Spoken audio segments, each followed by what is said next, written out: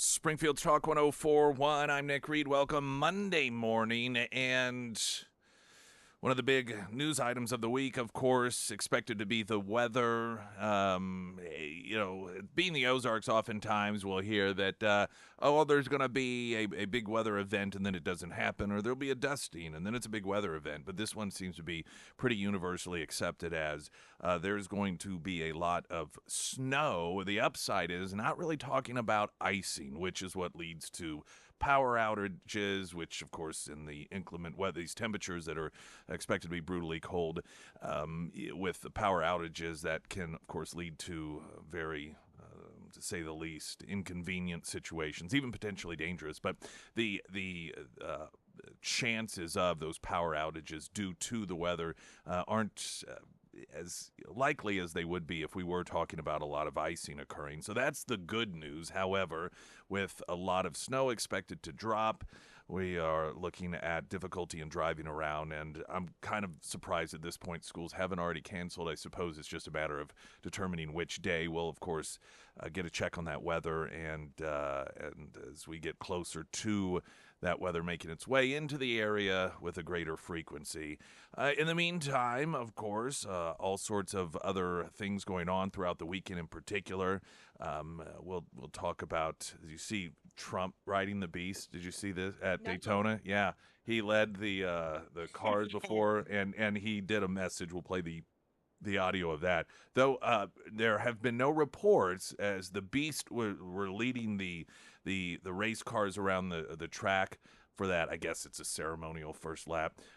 No word as to whether or not Trump tried to put the driver in a chokehold and drive to the Capitol, because, of course, that's what we're told happened on January 6th. I'm sure it'll come out Yes. without evidence. Yeah, without it. Yeah, that source is 3 persons removed will claim that Trump tried to commandeer it so he could actually ride in the race himself. You know, he wanted to, he probably, they'll say, thought that he was supposed to be in the race and made some attempt to do so. Now, we joke about the absurdity of media making up stories, but I think it was over the weekend when Pete Hegseth was in Europe and he was speaking at some event. And did you see this story? Yes. So where he's at the podium and he's drinking water, and you know how, like, the water magnifies in a glass. And so when he's holding it, his hand from one of the angles is magnified in the glass, which some in the media were suggesting that it wasn't actually water, that he was up there drinking whiskey. This is all very problematic, of course. This is, once again, the derangement syndrome we see on what once upon a time was a hallmark of this country, and that was journalism with intellect. And it has just become tabloid stuff at this point, and perhaps even lower than that. Locally, jumping over to that before we get to the latest news, school board races are coming up. And I know there's a great deal of interest in that. And there are a lot of local municipal races. We're going to touch just briefly on some of those specifically with an area organization that we've spoken with in the past, and also a look at that weather, traffic as well right now. The latest news update.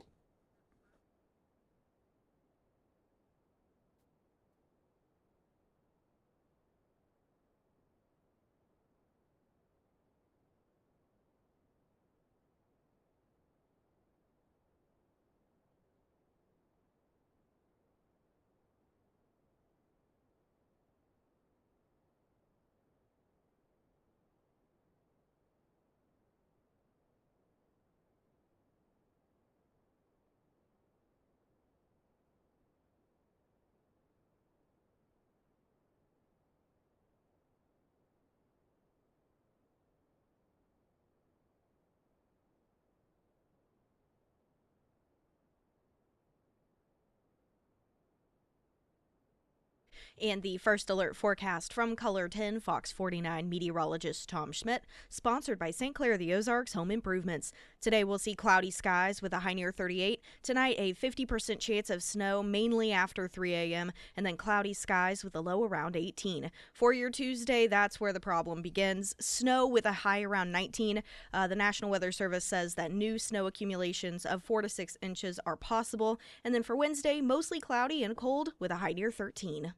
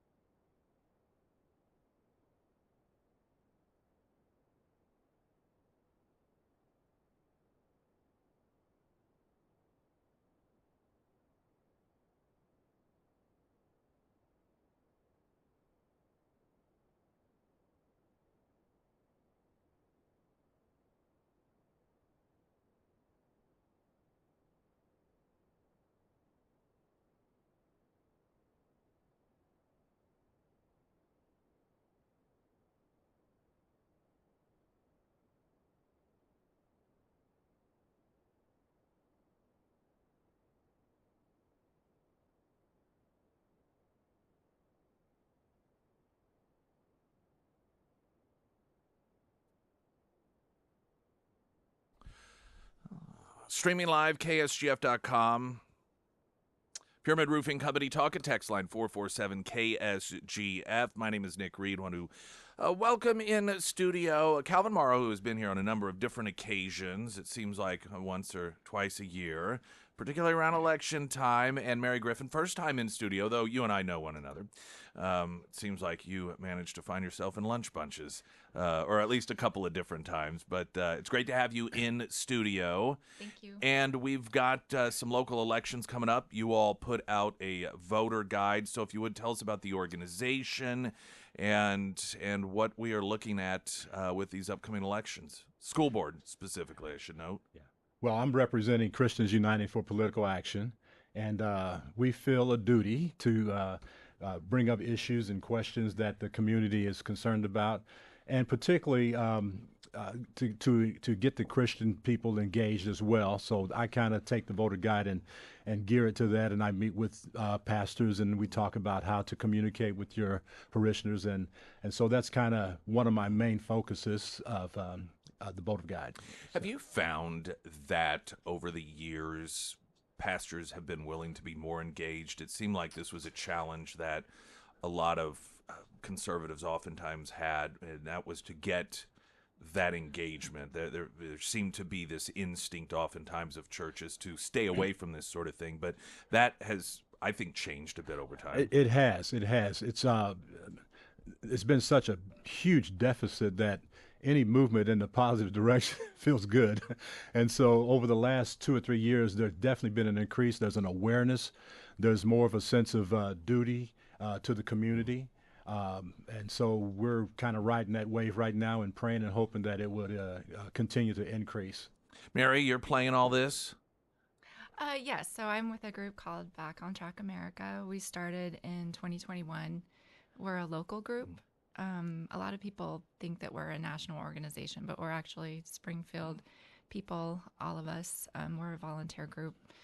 And we formed in 2021. Just kind of a group of us came together who had been noticing some issues with the decline in Springfield Public Schools.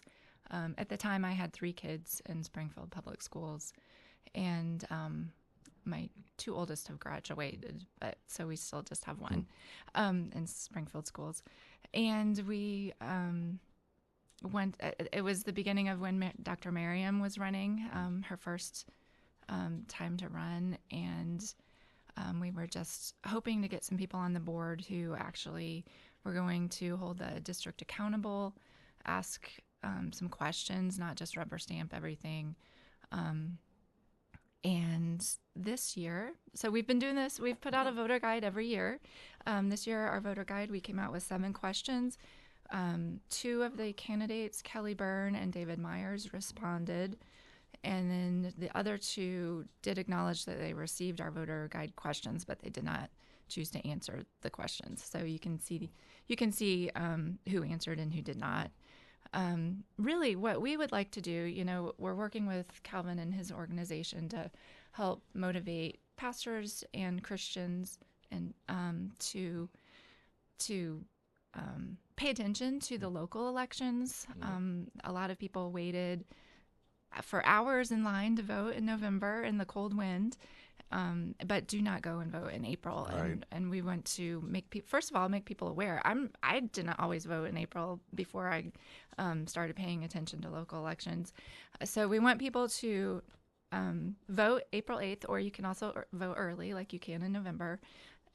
Pay attention to who the candidates are and what they have to say. Some of them have recognizable names. Don't just go by name recognition. Actually look and see what they stand for before you vote. One of the challenges that I'm sure you all face, you try to get people engaged, is this idea that a lot of people who vote in presidential elections or November elections, maybe in August elections, is they think that the higher up the office, the more important it is. And I think if COVID helped people understand something a little bit better, it was the power that local elected officials, particularly school board members, have. And you may think, For example, if you love Trump and he's fantastic, and you're like, oh, and he's talking about getting rid of the Department of Education, making all these bold steps in the right direction, but that doesn't necessarily have the same level of impact that local school board members do. And so it's so very important. Absolutely. I think that, you think about it, you got your child sitting in the classroom several hours a day being influenced directly. That is going to affect your life at home more than anything else that can happen on the national level or even the state level. So, and that's one of the things that I try to encourage the pastors to consider is that you're not pastoring these kids on Sunday only, but you're also shepherding them outside of the four walls of the church and caring for them, and how necessary that is to do that. And I would note, and I know many people listening know this, that because these elections are, the participation rate is much lower, and because you are talking about people that the establishment tends to have a built-in base of voters for these elections because they are people often, there are people in government, married to people in government, and connected people in government, and that doesn't mean that all of those people necessarily are in line with that establishment way of thinking, but there certainly is that built-in base that gives a real head start to the status quo oftentimes, wouldn't you say? I don't know the breakdown, but I think there's somewhere around 25% of all the votes are coming from people employed by Yeah, SBS. so that's So significant. that's quite a But jump it's a start. huge head start, yeah. Exactly, yes. And so those are people who are very interested in what's going on because they're directly associated. So yes, that's huge. So we have an uphill battle in getting the information out. And I tell you, in years past, we were able to communicate through social media and what have you. And then, of course, the censoring that happened in the last few years. And so I don't know if that has changed or not, but it would be very helpful if we could assemble, if you would, through the airways and through the social Right. media. And if that's available to us, I think we'll have a good shot. All right, we're going to take a break, and then we'll continue on with additional details and information that the two of you want to share. Calvin Morrow, Mary Griffin with us here this morning as we have coming up. What is that's 6-7 weeks, somewhere around there Yes, before very shortly. before those local elections, school boards specifically, occur. Springfield's Talk 104.1. I'm Nick Reed.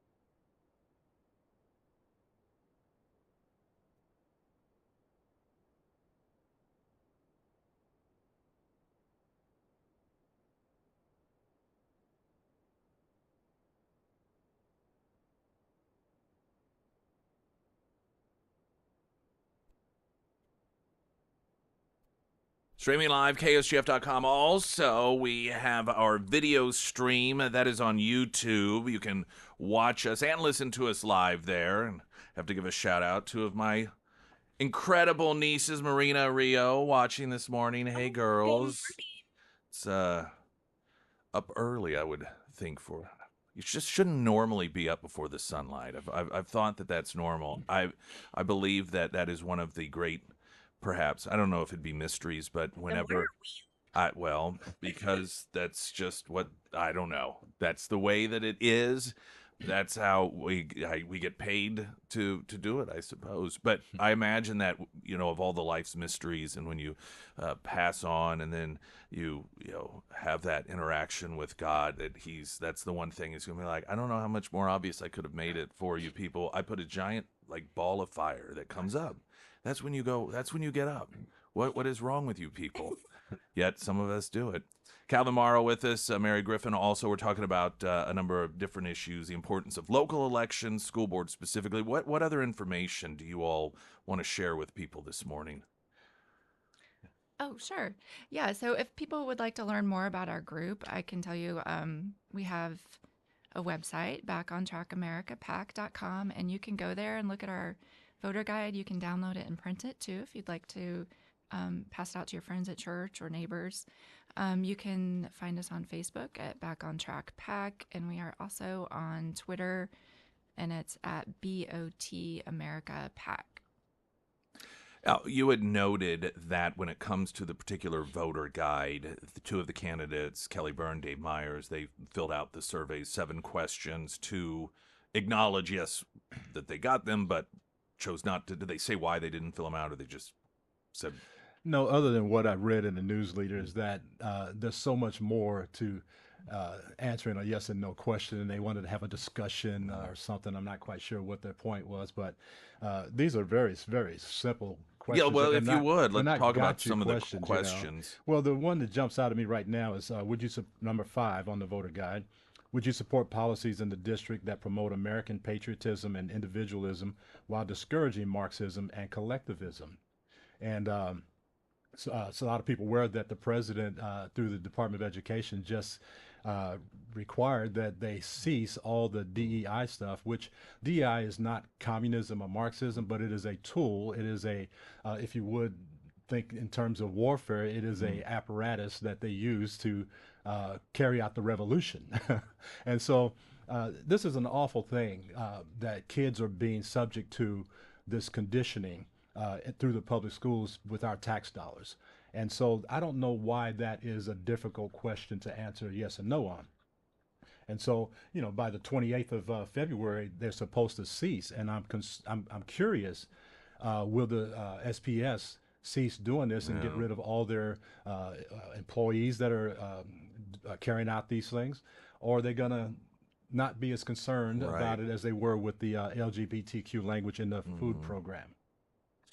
I think that people can actually infer. Everyone's going to approach it their own way, but when some of those questions, like you said, to some people they are going to be obvious yes or no's. So if somebody says, "Well, I can't really answer that yes or no," I suppose some people can glean something from that. I mean, if they, individual people, yes, yeah, just depending. Yes, and I will say with that particular question, our kids were in Springfield schools. One of them still is. In discussions with people about our voter guide, we're not saying that the majority of Springfield public school teachers are Marxists. Right. But the field of education has been somewhat captured by some influence of Marxism ideology. And it's just good to be aware of that. So that was kind of what that question was about, of just, being aware of maybe some things that happen in education, curriculum development, and that kind of thing that maybe would go contrary to American values, and we need to be conscious of that in our public schools. We had a few years ago an author of the week on that was a former Antifa activist, and he if I remember correct, I think his parents were immigrants to the country, but he talked about how it was the public school systems where he was taught to hate the country, to believe the country was awful, horrible, teachers that focused on, sins of the past, but use those to fully identify the nation as a horrible, awful country. And that's what radicalized him was them public schools. And in reality, and you see it on the college campuses. We saw this along with the anti-Semitism. All of this is DEI related. It's creating classes of different people. These are the oppressed. These are the oppressors. And there's nothing the oppressor can ever do to no longer be an oppressor. And so it's the clear natural result of these sorts of teachings. And if someone to claim that on a mass level, culturally, young people aren't getting it in the schools, well, then where are they getting it? Absolutely. I mean, really, this is where they spend the vast majority of their time, young people do. And the schools themselves will, acknowledge how important they are in molding young. They talk so often about being responsible for molding young people, yet when you see the results, they want to say, well, that's not us. We're not doing that. Well, gosh, because you kind of talk about how you're the ones who mold these young people. Yeah, when a child leaves the house, a patriotic home, and come back with unpatriotic ideals, it's quite obvious where it came from. And I think it's just an insult to anyone who comes to the feeling that they're an appendage in society and that you're not part of it. You're on the outside. That is something that's introduced. It's not something that they come up with on their own. I get all the time, whether it's through the message line or just having conversations with parents that will tell me that their son or daughter, usually it seems like it's a son, went away to college, patriotic, seeing the bright side of things, loving the country, and came back radicalized the other way, oftentimes cutting off their own families. It's interesting that it never goes the other way. You don't ever have somebody who is an anti-American radical, their child goes off and comes back patriotic. Like Alex Keaton. Yeah, exactly. Yeah, it never seems to work No, that way, does it? not at all. And I had you all scheduled at 6:30, but can we have you for another segment? Sure. Okay, Yes. so we're gonna get a traffic update, look at that weather here in a couple of moments. We'll continue on with Calvin Morrow and Mary Griffin here on Springfield's Talk 104.1. I'm Nick Reed.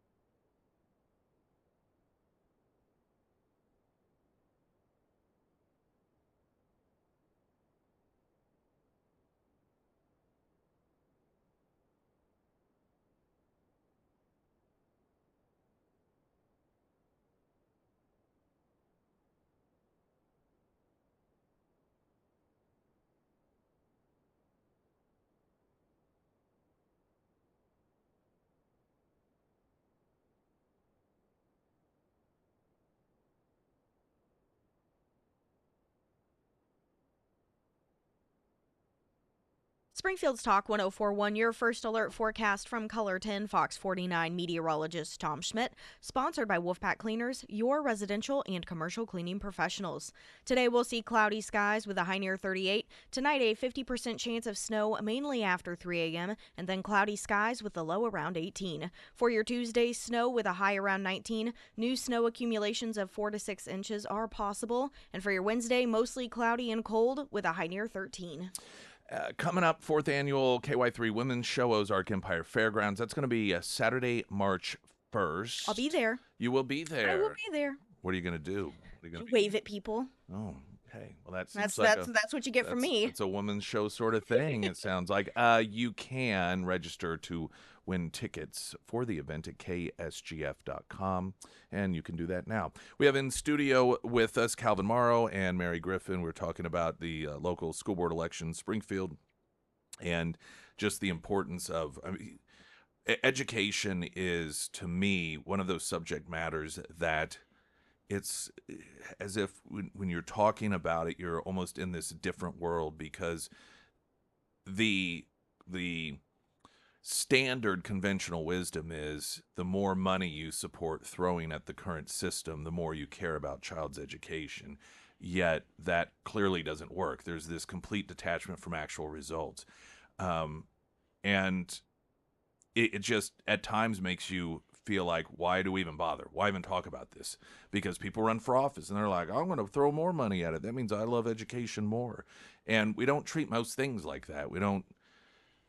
You hire somebody to do a job, and if the outcome is worse, you don't say, well, I'll pay you more to do more of that. You demand your money back and, go on social media and let everyone know, hey, just so you know, do not hire this person. Yet when it comes to education, if you say we should get rid of these people, we should get rid of the Department of Education that has presided over this decline, people go nuts over it. Yeah.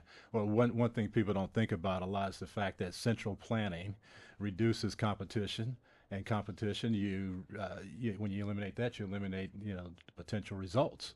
And so that's really part of the problem, is that somebody or a group of people, some oligarch, if you would, are sitting in a room dictating what should be taught. Like we had an edict that came down where you must teach SEL, social emotional learning. Yeah.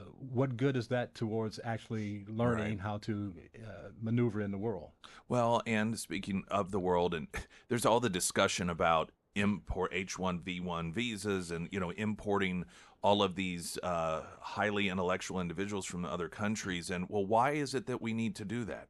What is happening that other countries are producing individuals that apparently are superior educationally speaking for jobs here in the U.S. that we can't seem to fill with our own people? These are what some people would call a clue.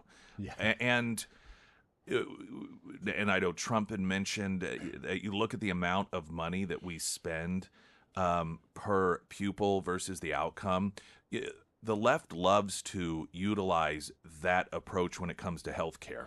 They go on and on about how we need something different, which their view of different is incorrect. But they note that something's wrong. We spend more per person in healthcare than anywhere else, yet we are way down when it comes to actual results, which, again, those statistics are erroneous, but that aside. But when it comes to education, we spend more per pupil than virtually anywhere in the world, yet our results are the worst. Could I speak to the question about the Department of Please. Education? So Missouri is a state where local school boards actually have a lot of control. Not all states are like that. So considering, April 8th is the school board election, we don't know what's going to be happening at the federal level. Right. And we really, honestly, we don't have much influence over what they decide to do. So, but we do have control over what's going on here in Springfield. So it is really important for us to get good, solid people on the school board. The two seats that are up right now, Kelly Byrne is running for re-election, and he's been a fantastic school board member. If you want to learn about some of the things that he's fought for in his first term, you can go to his website. It's kelly4sps.info. And he has an extensive amount of information on there about his time as a board member. And then Steve McCoskey, who's been great, has decided not to run for re-election. So there's two seats available. David Myers is running for the seat that Steve McCoskey's holding right now. So we have to hold those 2 seats. We're in a minority with Dr. Merriam. They're 3-4. That's how the votes almost always go. Yeah. So we have to hold those 2 seats. So next year, when there's 2 more seats up, we can actually possibly gain a majority. And at that point, it's possible that the Department of Education at the federal level won't have the power that it has now, and it'll be very important to have solid people on our school board. The 2 other candidates running have been handpicked by a local PAC that is connected with the Chamber of Commerce. Their top priority, and they say this, you can read it in interviews that they give, their top priority is the appearance of unity on the board, for whatever reason. Our top priority is academic excellence, and that is not happening right now. Our voter guide on the other side of it has a lot of statistics about how our students are doing. Close to 60% of them are not performing at grade level in math. 61.5% are not performing at grade level in science, and 54% of Springfield Public Schools students are not performing at grade level in English language arts. So this is... Well, that's because we need more unity. It's very, yeah, That's it's going to because solve of the that. unity. Yeah. So, but if people watch the board meetings and they're on Tuesday nights, they live stream them on YouTube, the school board, or the school district does. You can watch and see 4 of the members vote yes on everything that the district wants. And there are 3 board members, Dr. Merriam, Kelly, and Steve, who ask questions. It is their job to ask questions. They're there to represent the people, not to unify on behalf of the establishment class. And it does give you insight into their mindset. They're not, and there was a piece written several years ago about the difference between authoritarianism and totalitarianism. And totalitarianism is more just about, even if we win, you have to agree with us. There is total unification in belief. And when you have, as you note, a school board that just consistently that breakdown and the establishment gets their way, that's still not enough. No, the others have to unify. We need other people on there that will get along and do what the majority says. And what's the point then? Why have discussion? Why have debate? Why even have a school board? Why not just have one person? You can't get more unified than that, one person. And then you don't have to worry about diversity of thought and diversity of opinions and competing ideas, all aiming towards a goal of an improved education. This whole unity thing, we have to get away from allowing these organizations to throw out these feel-good buzzwords that I don't want to say they're meaningless, but when you look at what they actually do mean, they're not a positive thing. Not at all. Yeah, unity is basically equals control, and that's the issue. The issue is control. Yeah. All right. What final thoughts do you have for folks? I would like to say the behavior issues in our schools are still pretty awful. The discipline policies need a lot of work, and there have been board members who have requested that be addressed, and it hasn't been addressed probably properly. Right now, our teacher retention rate for new hire teachers within the first 3 years, over 50% of them leave the district. Many of them leave to work in neighboring districts that pay less. So, and when I do talk to teachers who are struggling with dangerous children or violence in the classroom, they have to pull the whole class out into the hall while the destructive child is allowed to remain in the classroom. It's traumatizing to the other students. It's not a great way to educate people. Chaos is not a good environment for education, and a lot of teachers are afraid to speak up about it. So Back on Track America, along with Calvin's group, we are speaking up on behalf of them. I'll just mention Kelly Byrne's Facebook page is Kelly Byrne, SPS School Board Member. You can go there and follow him. David Myers is David for the number 4, David for Great Education. You can go see. He has a lot of information about ideas that he supports if he becomes a board member. All right, Calvin.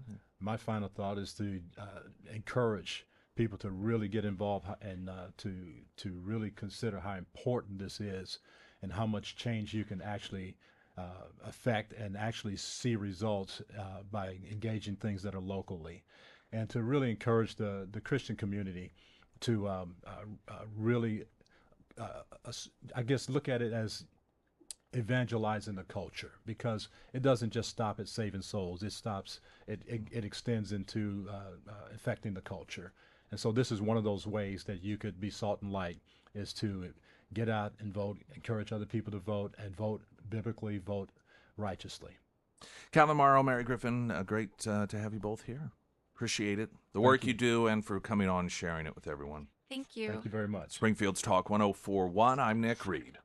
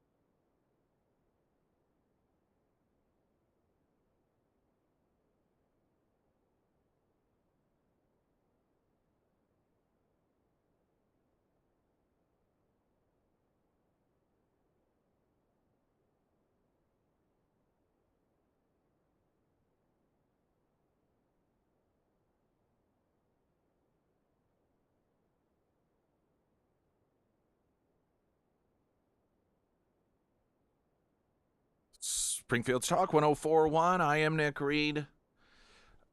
You know, there is all this attention that does get paid to the national elections, and we do. Many Americans, the majority of Americans, are feeling very good about the changes that are being made and these bold changes that are occurring. The sorts of things that people who run for office, they always talk about. Oh, we're going to get rid of wasteful spending and transparency. But we see what happens when somebody gets in charge and they actually do that. The people who claim that that's what they support are the first ones to scream, no, you can't do this. Oh, no, this is horrible. This is corruption, and so forth. And we are benefiting from, as Americans, watching that leadership say, this is what we got hired to do, and scream all you want. We're going to continue to do it. It's very refreshing. It is refreshing for Americans, politically speaking. It is refreshing for Republican voters who have long been subject to electing people who say, I will do this if you elect me, and then they will start to oftentimes do it, but the minute that the media accuses them of whatever horrible thing, they hide from their own shadows. Then they begin to worry about, well, you got to understand, we got to retain power, because if we lose power, we won't be able to get anything done. And then they become the party of explaining why it is that they can't do the things that they said they were going to do. And Republican voters having just been trained to believe that that was the best that we could ever do, it is just such an incredibly different feeling that exist, not just, again, Republican voters, but also for Americans to see people in there. And it genuinely is leadership. It gives you this moment of reflection almost in which you think, have we really actually, what sort of leadership, if at all, have we actually observed in the executive branch? Because if this is leadership, then what we've seen in the past really isn't leadership, at least not in the same arena. It may be in the minors, but we're watching the major leagues here when it comes to leadership. But to the point of Calvin and Mary, who were on earlier in the program talking about the local school board election, Springfield specifically, all of that bold change is important and it is significant, but that doesn't change necessarily what happens in your local schools. It can to some degree, but when it really comes down to it, you think about, there was a article about some school district in which parents were upset about things that were going on in the schools, and the school board just got up and walked out of the meeting as opposed to listen to the parents. You have a number of schools that are in total and complete defiance of the things that are being mandated from the top. You know, they love the idea of federal government being involved until the federal government says, hey, we're no longer going to do this particular thing, and then they are in defiance of it. Point being is there is a tremendous amount of power that the local school boards have.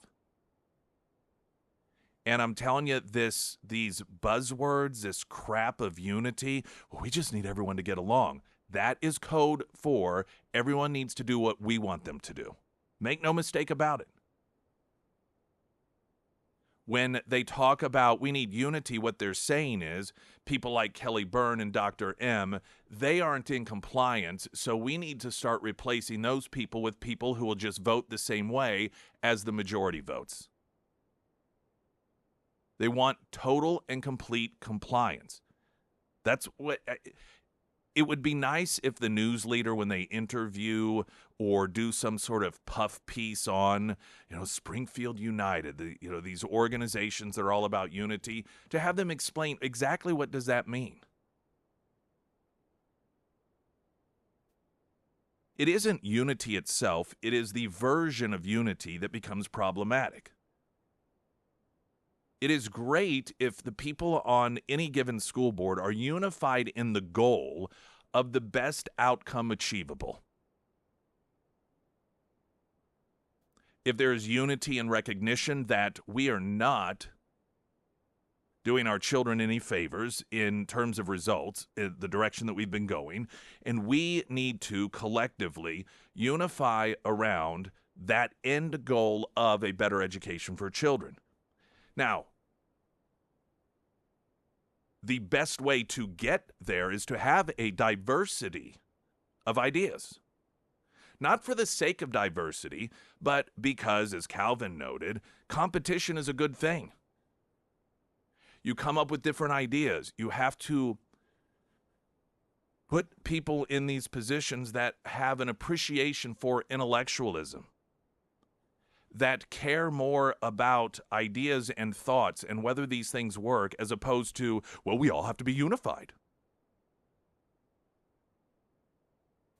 And then vote on these things, and then implement these things, and then look at the results, and then recognize whether or not those results are better or are they worse. If they're better, then continue to do this. Use that information. If they're worse, then use that information. The problem is, in this country and locally, the answer usually is, let's continue to do what has resulted in a bad outcome. You may in your mind think that you care about children's education, but ultimately you don't. You don't really where it matters. For some of you, and for me, it is a very frustrating thing to watch, something that is so simple. How difficult is it to look at the end result, to look at it and say, this isn't working, we need to do something different? And I would warn you, well, this is my recommendation.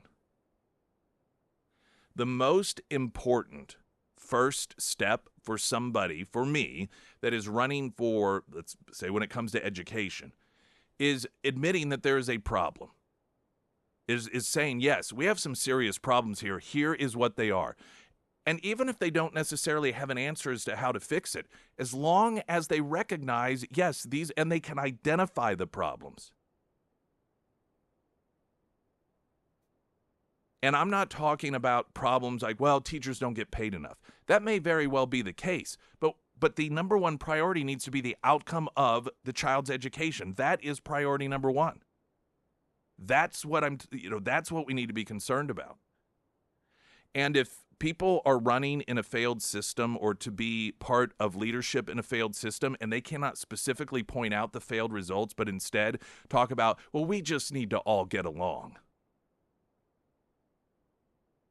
I would recommend that we all just need to shut up and in uniform all support and vote the same thing in the name of unity. Those aren't people whose priority is the outcome of education for children. And it's a large part of the reason we continue to decline, and are forced to import people from other countries in order to fill a lot of these jobs that require a higher level of intellect, among so many other problems that we have in this country. Springfield's Talk 104.1, I'm Nick Reed.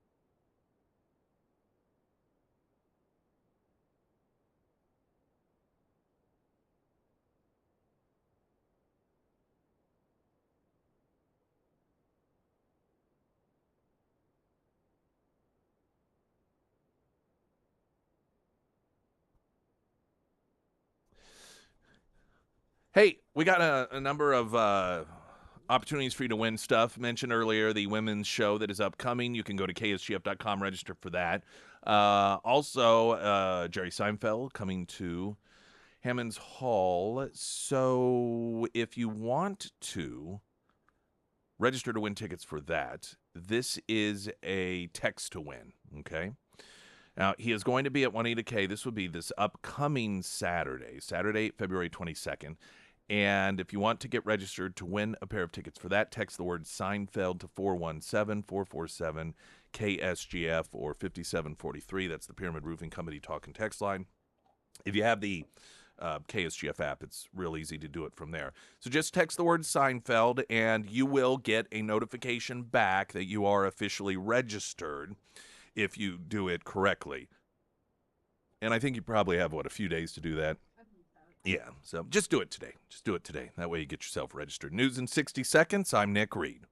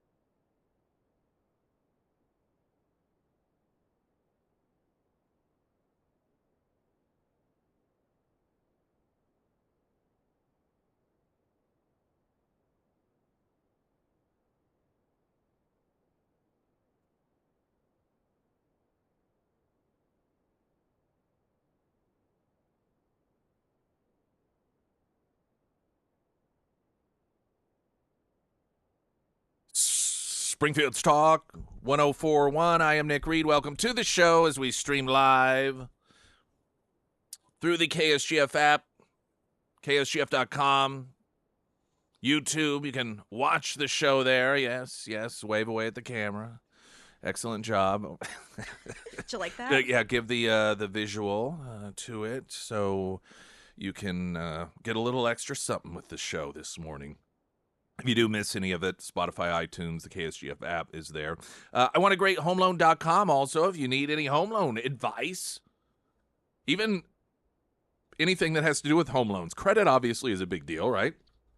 That is one of the big things, your credit score and how it is to maybe manipulate your credit score. When I began going through the process, which was years ago now, working with iwantagreathomeloan.com and the Carricker team, I like a lot of people, I thought, wow, your credit, there's not a whole lot you can do. Just pay your bills on time and hope for the best. And had this idea that it took a really, really long time to make any sort of improvement, that if you had a credit score in a category that you weren't necessarily pleased with, but you thought, well, it's just going to take forever, take years to get it out of there. And that isn't always necessarily the case. I mean, they can work with you and identify, hey, if you pay just $300 down on this, you get your credit card usage down below this, then that's going to make an immediate difference. And you learn a lot that way. And of course, that can help you long term as well. And then just any of your home loan questions, whether it's for the home loan itself, refinancing, or reverse mortgages, they can make sure that you are fully informed on all those issues. And it all starts at iwantagreathomeloan.com, because you do. President Trump addressing the Daytona 500 drivers on the radio as he paces the field to start the race. Mr. President, the radio is yours.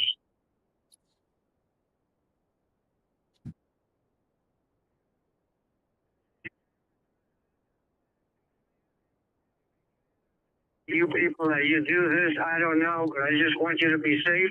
You're talented people and you're great people and great Americans. Have a good day, have a lot of fun, and I'll see you later. I love it. This is your favorite president. We were joking off air that given it's President's Day today, that Trump should announce that because he is the greatest president we've ever had, it should just be changed to Trump Day just to watch the left go nuts. They would lose their ever-loving mind. They would absolutely, and they wouldn't get it. Like that. Dictatorship. Yeah, but here we go. Ah, This is why he's a threat to democracy. that's right. I had to laugh because there were a number of. Okay, so I'm obviously friends on social media with people that are extreme leftist, and there was some cartoon, and we're going to talk about this coming up, the whole Elon Musk and the Oval Office thing. So the contradictions of the left are never-ending, and when there was that live briefing, if you will, from the Oval Office when Trump was sitting at his desk and Elon was there with his son standing up and talking to the media, that was a sign that Trump is subservient to Elon Musk, that Elon Musk is really the one in charge because Trump was sitting down and he was standing. I guess Elon was supposed to be at the Resolute desk. Like, what? Can you imagine if that were the case? Yeah. I mean, but this is how they are. They're just psychotic, the people on the left. And so we've gone from Trump as a dictator to I guess he's subservient to Elon Musk. Again, how does that work? I don't suppose it really matters. But I saw somebody that I know who's extreme leftist had reposted I don't think it was a cartoon, but it was some sort of little Photoshop job of Elon behind the desk and then Trump like in a high chair in front of the desk. And they posted it saying that this image is driving MAGA country. Let's post it everywhere. And I'm thinking to myself, you have no idea how, like, what drives so-called MAGA. No, Trump supporters don't really care. In fact, those Valentines that were being posted, like they were being shared everywhere, that were sort of, they were what's the best way to describe it? Presenting the leftist twisted view of them in the form of a Valentine. Would you say it's a good description of it? Of the Valentine? You know what I'm talking about? Yeah. The different postings. So one, I should have pulled it up, but the one about RFK Jr., it was a Valentine, and it played off of the left accusing him of being an anti-vaxxer and so forth. Well, then I saw some people on the left posting them thinking that we're really going to show Trump and his supporters. Now, do you folks not understand that it's Trump supporters that are sending these things around because they think they're funny? This is what the left doesn't understand about Trump supporters, and that is that they have a sense of humor. They can laugh at themselves. Part of the reason the whole Trump dance has became such a huge thing isn't because it actually is really cool and that's awesome, but because it's just kind of a funny thing. Here you have this guy who's president of the United States, or he was, running for re-election at the time, and he's, in his upper 70s, and he's doing this kind of dance that you would think your great uncle whatever does at some wedding, and you just kind of laugh about it. But this is how Trump supporters are. They can laugh about this stuff. They can laugh about the silly things that Trump does. It's a laughing with, not a laughing at. But people on the left have no sense of humor at all. So you find that they will post things oftentimes thinking that, we got to post this everywhere because MAGA country hates it. It's like, we're laughing about that stuff. You guys need to get a sense of humor. Learn to enjoy life to some degree. I mean, it's really kind of a sad thing to watch. But, everyone gets to choose what they do with their own time. I've found that, and perhaps you have as well, some of the people that I know popping up on social media, and they're lefties, and every single post is about Trump. Every single post. Is this what you are? This is all that you do? You just, you've got these social media outlets here, and people are posting things, and not that there aren't the occasional political posting, but mostly about, this new restaurant, or have you guys eaten here, or it's my and my wife's 30th anniversary. It was 30 years ago today, and just all these positive, uplifting things. But then you have these people on the left. It's like Trump, Trump, Trump, Trump all the time.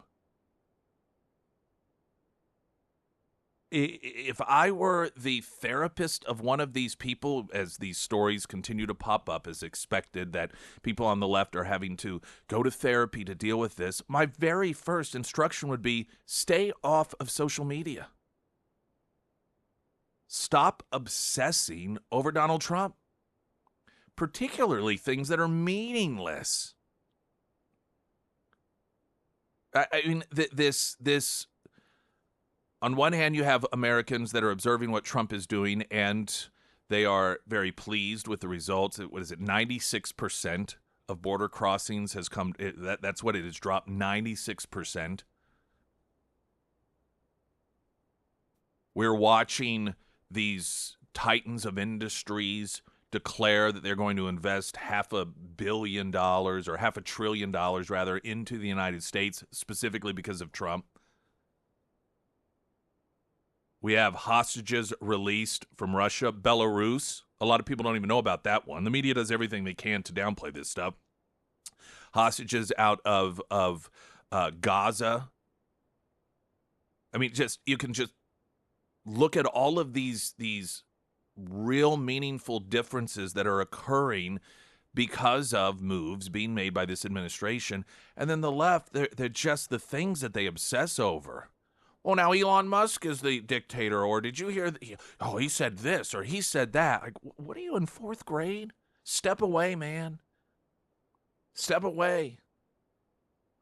There's got to be, if there isn't something in life you can find that compels you to post something positive, then you've got the problem is you. It's not Trump. I want to play I do want to play some audio coming up and fill you in on some of these different releases that have occurred of Americans being held prisoner or / hostage. But also there was a focus group in Arizona, swing voters, and this is not good news for Democrats at all. They just continue to dig the hole deeper and deeper for themselves politically, which of course is great news for Trump. And once again, this odd situation in which the people who hate Trump the most are the ones that continue to elevate his level of popularity. And I'm not saying that he would not be popular if it, on his own, because he is popular based off of the things that he promised that he would do and the fact that he's doing them. But the Democrats keep getting out there and messaging in a way that continues to turn people away from them. And you want to talk about just complete lack of discipline and self-awareness, to watch a political party that hates someone so much but is only helping them every single time they hold some sort of press event or open their big mouths. Springfield's Talk 104.1, latest news update.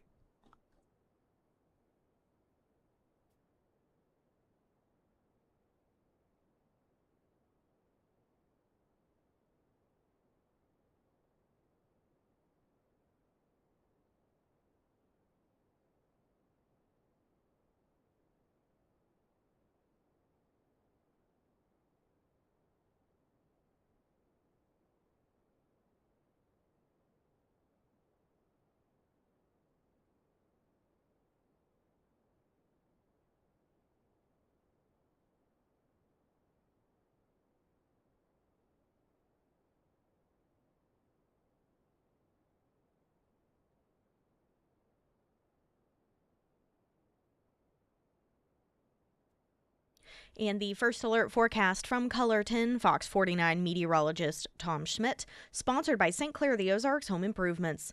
Today we'll see cloudy skies with a high near 38. Tonight a 50% chance of snow, mainly after 3 a.m., and then cloudy with a low around 18. For your Tuesday, snow with a high around 19. New snow accumulations of 4 to 6 inches are possible. And on Wednesday, mostly cloudy and cold with a high near 13.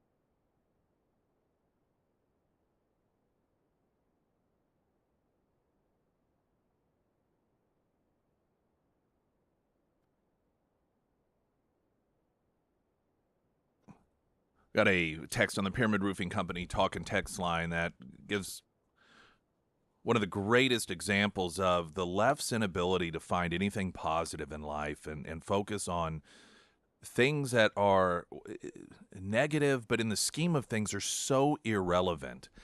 And the text message notes, have you noticed how unhinged they are over the Gulf of America? Instructions to go onto Google to change it back. And I have noticed this, that you will have, I guess it's in defiance, people that are posting pictures that still say Gulf of Mexico. Like, oh, they're really showing us. These are the things that you're really focusing on? I mean, again, some of the, you would think the release of the political prisoner in Russia, the political prisoners in Belarus, the number of hostages that have been released. I have audio of one of them, and just it was from an American who's been held hostage all this time. He was released over the weekend, thanking Trump and talking a bit about what it means to him to have been released and the work and the efforts of Trump. You don't even have to have the Trump part in there. You can't for a moment celebrate that a human being has been released after over a year of horrific physical and emotional torture. Instead, your postings are focusing on Gulf of Mexico. I mean, you want to talk about a demonstration of the complete unwillingness or inability to find even what things that are glaringly obvious as positive developments, but just looking for the even tiniest thing to pitch a fit over and to take a stand on. Like that's your stance. Okay, need to. I refuse to call it Gulf of America. Well, goody for you. Go right ahead, knock yourself out. You can thank people like Elon Musk that you're allowed to do that without being censored on social media for it. Focus group, Arizona swing voters to Trump and Musk, keep it coming. This is a piece in Axios. Every Arizona swing voter in our latest Ingatius Sego focus group said they approve of President Trump's actions since taking office, and most also support Elon Musk's effort to slash government.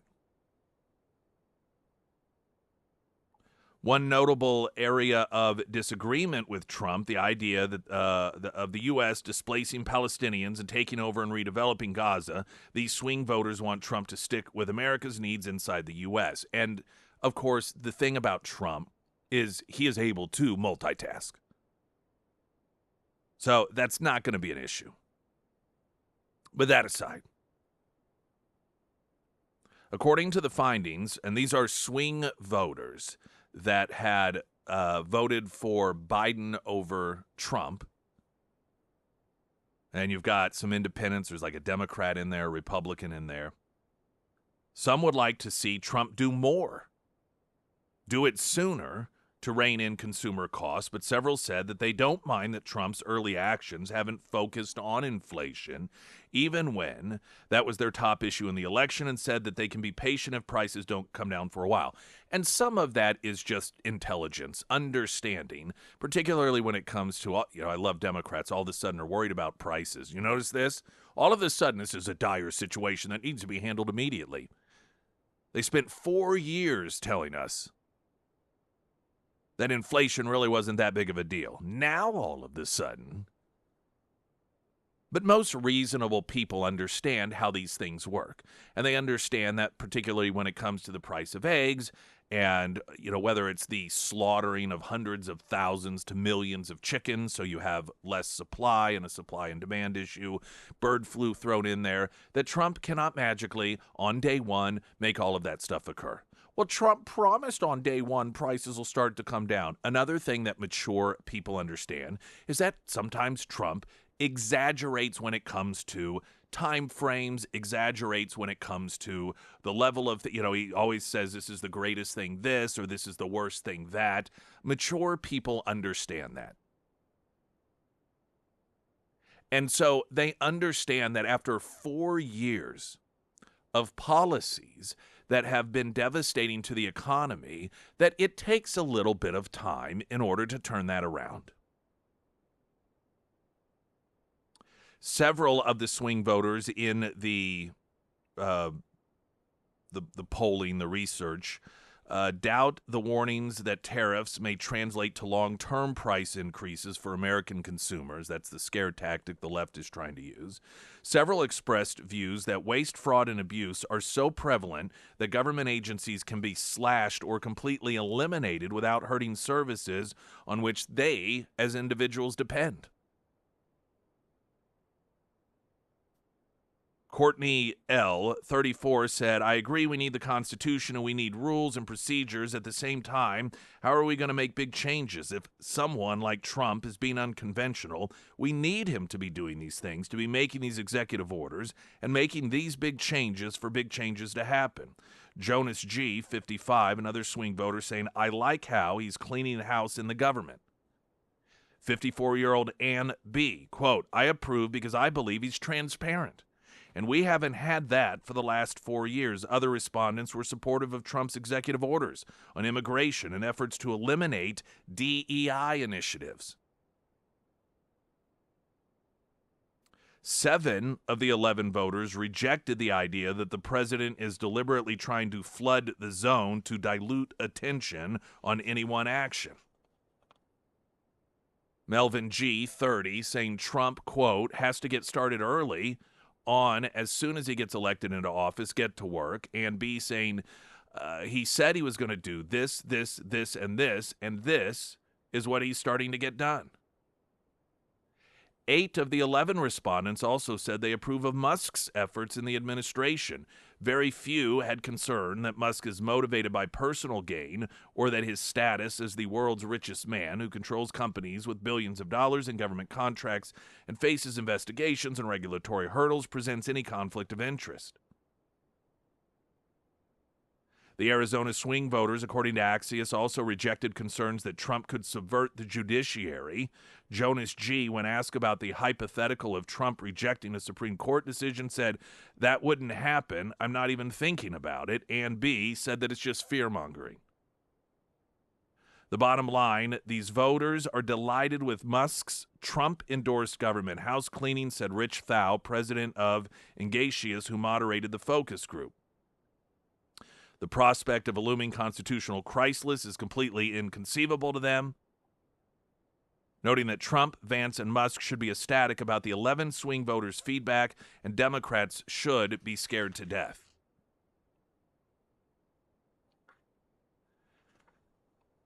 The upside of this, which is, I suppose, obvious, they were asking about, specifically, of this focus group. By the way, these 11 voters, they all backed Joe Biden in 2020, switched to Trump last November. So these are ever coveted swing voters that kind of go back and forth. These are the ones that really make a difference. And so far, every single one of them says yes. And on the most controversial issues, this is the real upside for the Trump administration, is the things that in that focus group the swing voters say that they support are the things that Democrats are trying to demonize Trump for, criticize Trump for. That they are highlighting the things about Trump that the swing voters like the most. At this point, Trump really has no better marketing agency than the Democrats and the media combined. Because everything that the voters who put Trump into office, including these swing voters and some Democrats that voted for Trump, love about Trump are the things that the left keeps advertising.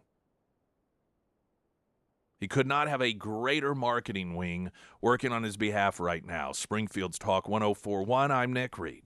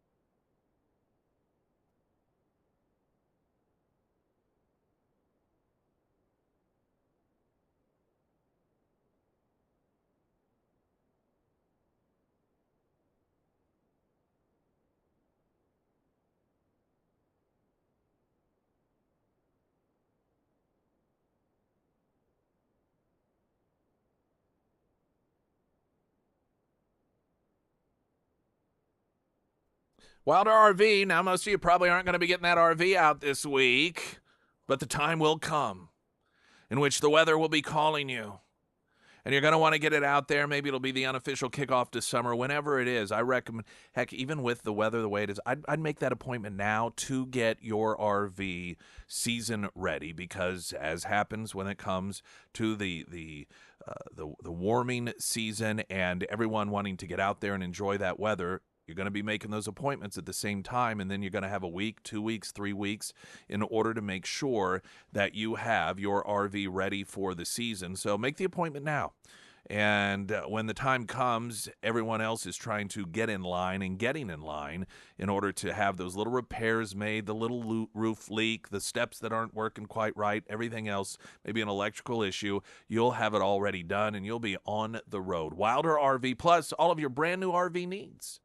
You can visit them in Clinton, Missouri on 13, just north of Springfield, about 87 miles, or at wilderrv.com.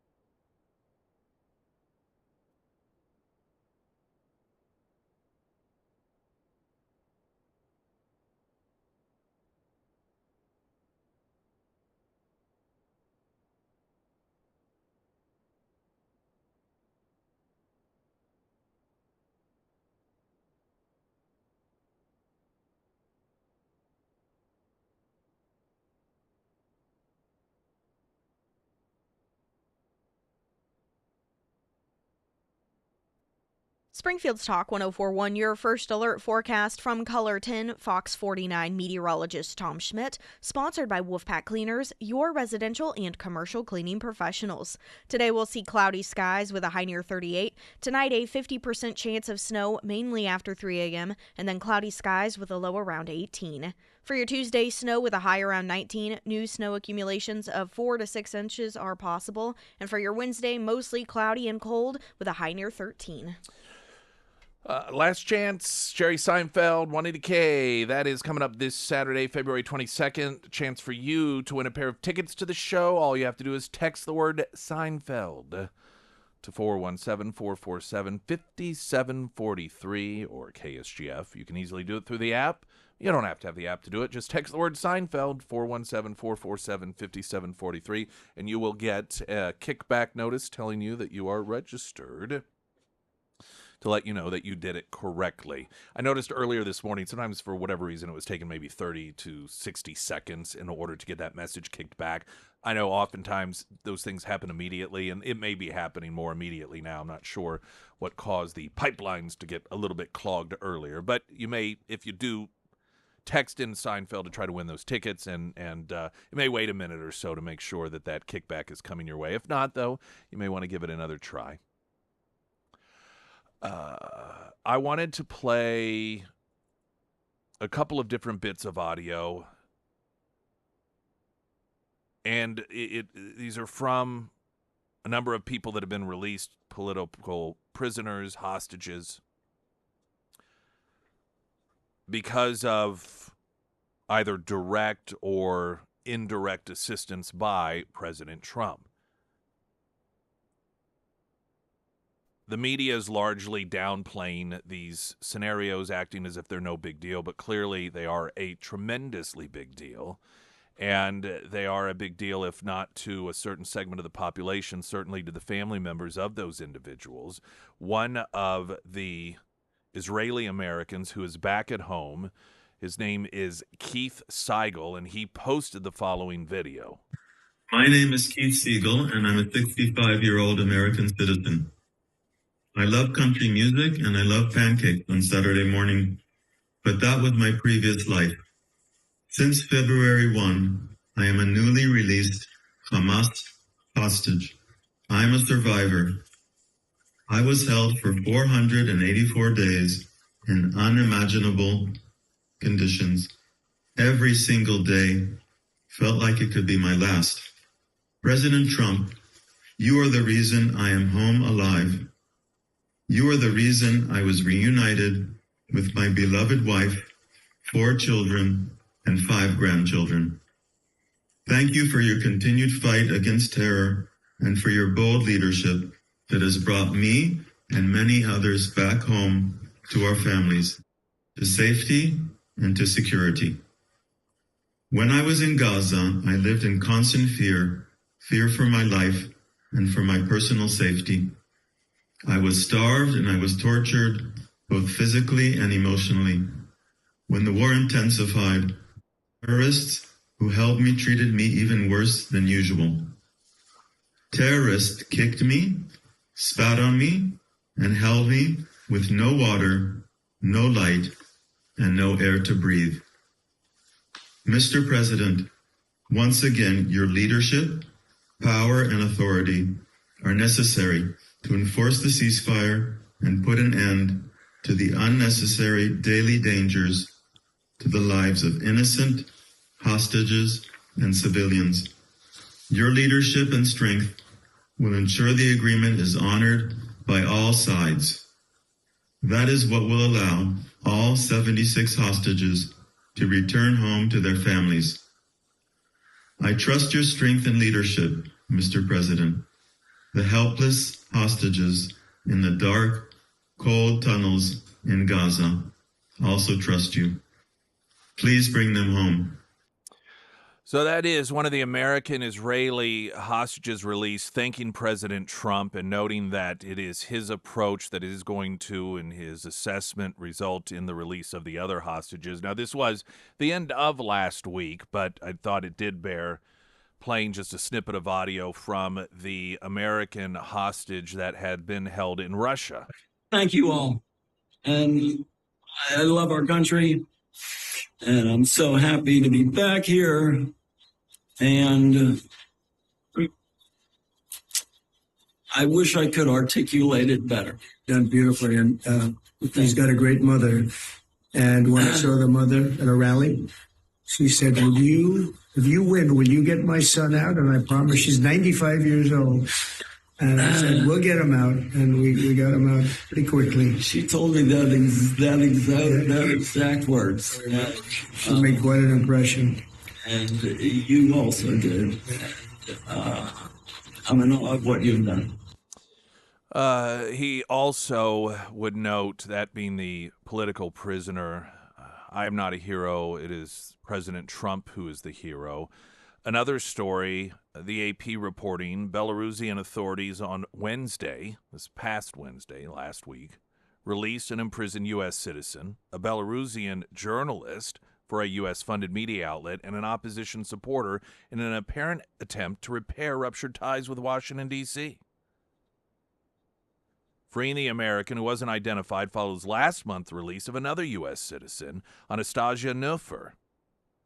Also freed was a journalist who was a Belarusian journalist that worked at the U.S. government-funded Radio Free Europe, Radio Liberty, who had been convicted of being part of an extremist group, and a Belarusian mother of 3 who was convicted and sentenced on charges of taking part in riots. Much like what we saw under the Biden administration, the totalitarian totalitarian president of Belarus, Lukashenko, rounded up and has imprisoned a massive number of about 1,200 political opposition that were protesting his election. So once again, we see this sort of mirror image of what the Biden administration did with political opposition, this time happening in Belarus, but in, again, an apparent attempt to win favor with the United States, as over this past week released a number of individuals, one of which was an American. And I can guarantee you that most people who have a distaste for Trump have no idea that any of this even happened. Maybe the Russian hostage. But even that, when that return home occurred, MSNBC didn't even bother to cover it as it was happening. You would think that these instances would be the sort of thing that everyone could agree we think is good.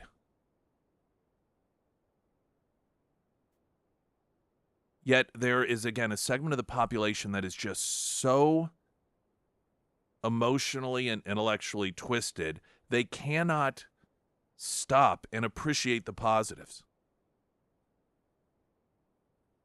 And instead are too obsessed with posting pictures of Elon Musk throwing his heart out to the audience, or pictures of a map that declare the Gulf of Mexico is the Gulf of Mexico and not the Gulf of America.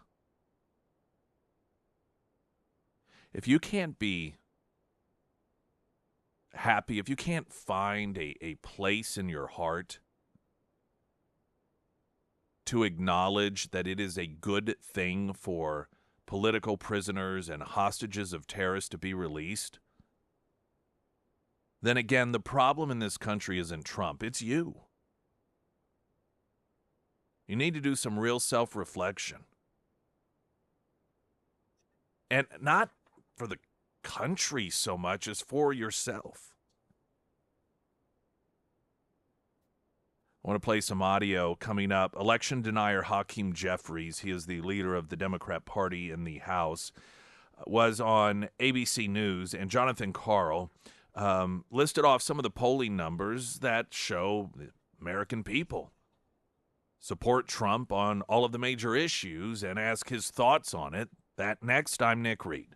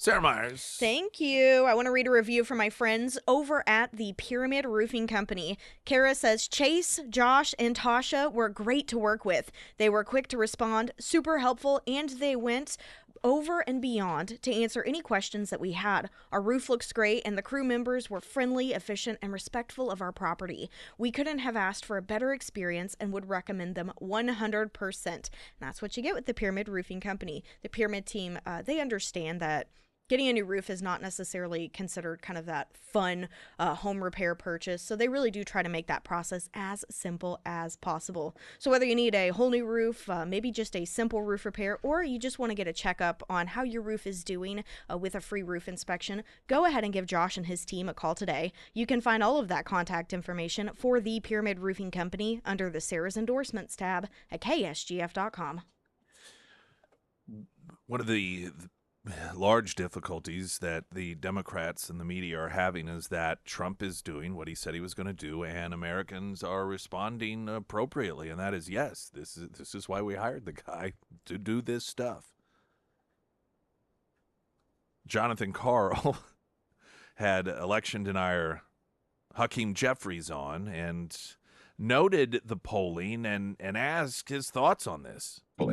But Donald Trump's favorability rating is actually higher than it ever was the first time around. Let me ask you, a recent poll by Marquette looked at several of the things that he has done or says that he is going to do, and 63% favor federal government's recognition of only two sexes, 60% favor deporting immigrants who entered the United States illegally, 60% favor expanding oil and gas production, 59% favor declaring an emergency at the southern border. Is there anything you are seeing that Trump is doing that you are in favor of, that you think is the right thing? Let me say, as it relates to all of those issues, we're just at the beginning. And the core promise that Donald Trump made is that he's going to lower costs for everyday Americans. In fact, we were told that grocery prices would go down on day one, on January 20th. Costs aren't lower. In fact, costs are increasing. The price of eggs is skyrocketing out of control. Inflation is on the way up. That was the core promise that's been broken. All right, so they're in a bad place, and they have no answer. The problem with this attempt to claim that Donald Trump is somehow failing the American people because grocery prices aren't coming down right now is that most reasonable people understand how this stuff works. But Trump said on day one, most reasonable people also know that Trump, he exaggerates or he broad brushes things. Everything is the best thing ever or the worst thing ever. Every crowd is the biggest crowd ever. We know this. Yeah, but that's lying. Okay, all right, say whatever you want. But we're talking about reality now. Here's what happens when people find themselves in diminished situations. So after 4 years of the average person's quality of life diminishing, largely economically in very serious ways, people become more realistic about things. They start paying better attention to things.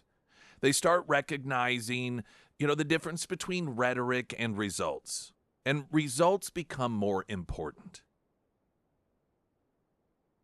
If everything were just swimmingly wonderful and the 4 years of the Biden administration, people's buying power increased and inflation was, 1.2%, and housing costs were more affordable than ever, and all of these wonderful things were happening, then people might have the luxury of thinking, oh, I don't want a guy to be president that exaggerates things as the best of ever or the worst of ever. So I find that to be unappealing, so I don't think I'm going to go that route.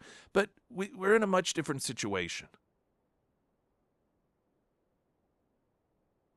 And people recognized over the 4 years just a number of areas that became undeniably problematic. the border, energy cost, all of these different things. And so this is why when you have this polling, and Jonathan Karl listing through like 5 or 6 different areas in which a majority of people are behind Trump on, and yeah, and then Hakeem Jeffries is like, yeah, but he said he's going to bring on day one the cost down. People are like, come on, grow up. Are you kidding me? This is an administration that even before he was before he was sworn into office was making positive things happen. Whether it is the dramatic drop of people trying to cross the border illegally, the number of business tycoons announcing investment into the United States, Mexico dispatching 10,000 troops of their own to the border, Iran backing down, movement occurring in a positive direction when it comes to hostages being released from Gaza. Putin and Zelensky both saying we are willing to at least sit down at the table with Donald Trump and work on some sort of meaningful agreement. Like all of these things, and not to mention Doge. I mean, just the transparency for the first time in our lifetimes of how it is that our money was secretly being spent and spread around to all these different groups and organizations and all this waste. And people are seeing all of this and they're like, yes. And the idea that, well, because in 3 weeks grocery prices hasn't come down. Again, most Americans are intelligent enough to where they recognize it doesn't work that way. And the problem that the Democrats have is the knowledge that most Americans have of just that, and that and that these are just ridiculous arguments. And the messenger itself, a political party that spent 4 years telling us it's not that bad, 4 years telling us inflation doesn't really affect you, 4 years claiming that there's really nothing the president can do about it after all. Now, all of a sudden, wanting people to turn against Trump because after 3 weeks, he hasn't completely turned around what it took 4 years for the Biden administration to do. I'm the first to admit, and some will say that this is cynical, but and it's not even the, quote, fault of the American people, that there are a lot of issues that the American people don't have a full grasp on, and oftentimes it is because of disinformation campaigns from the government or from the media. But this is one people do understand. Springfield's Talk 104.1, I'm Nick Reed.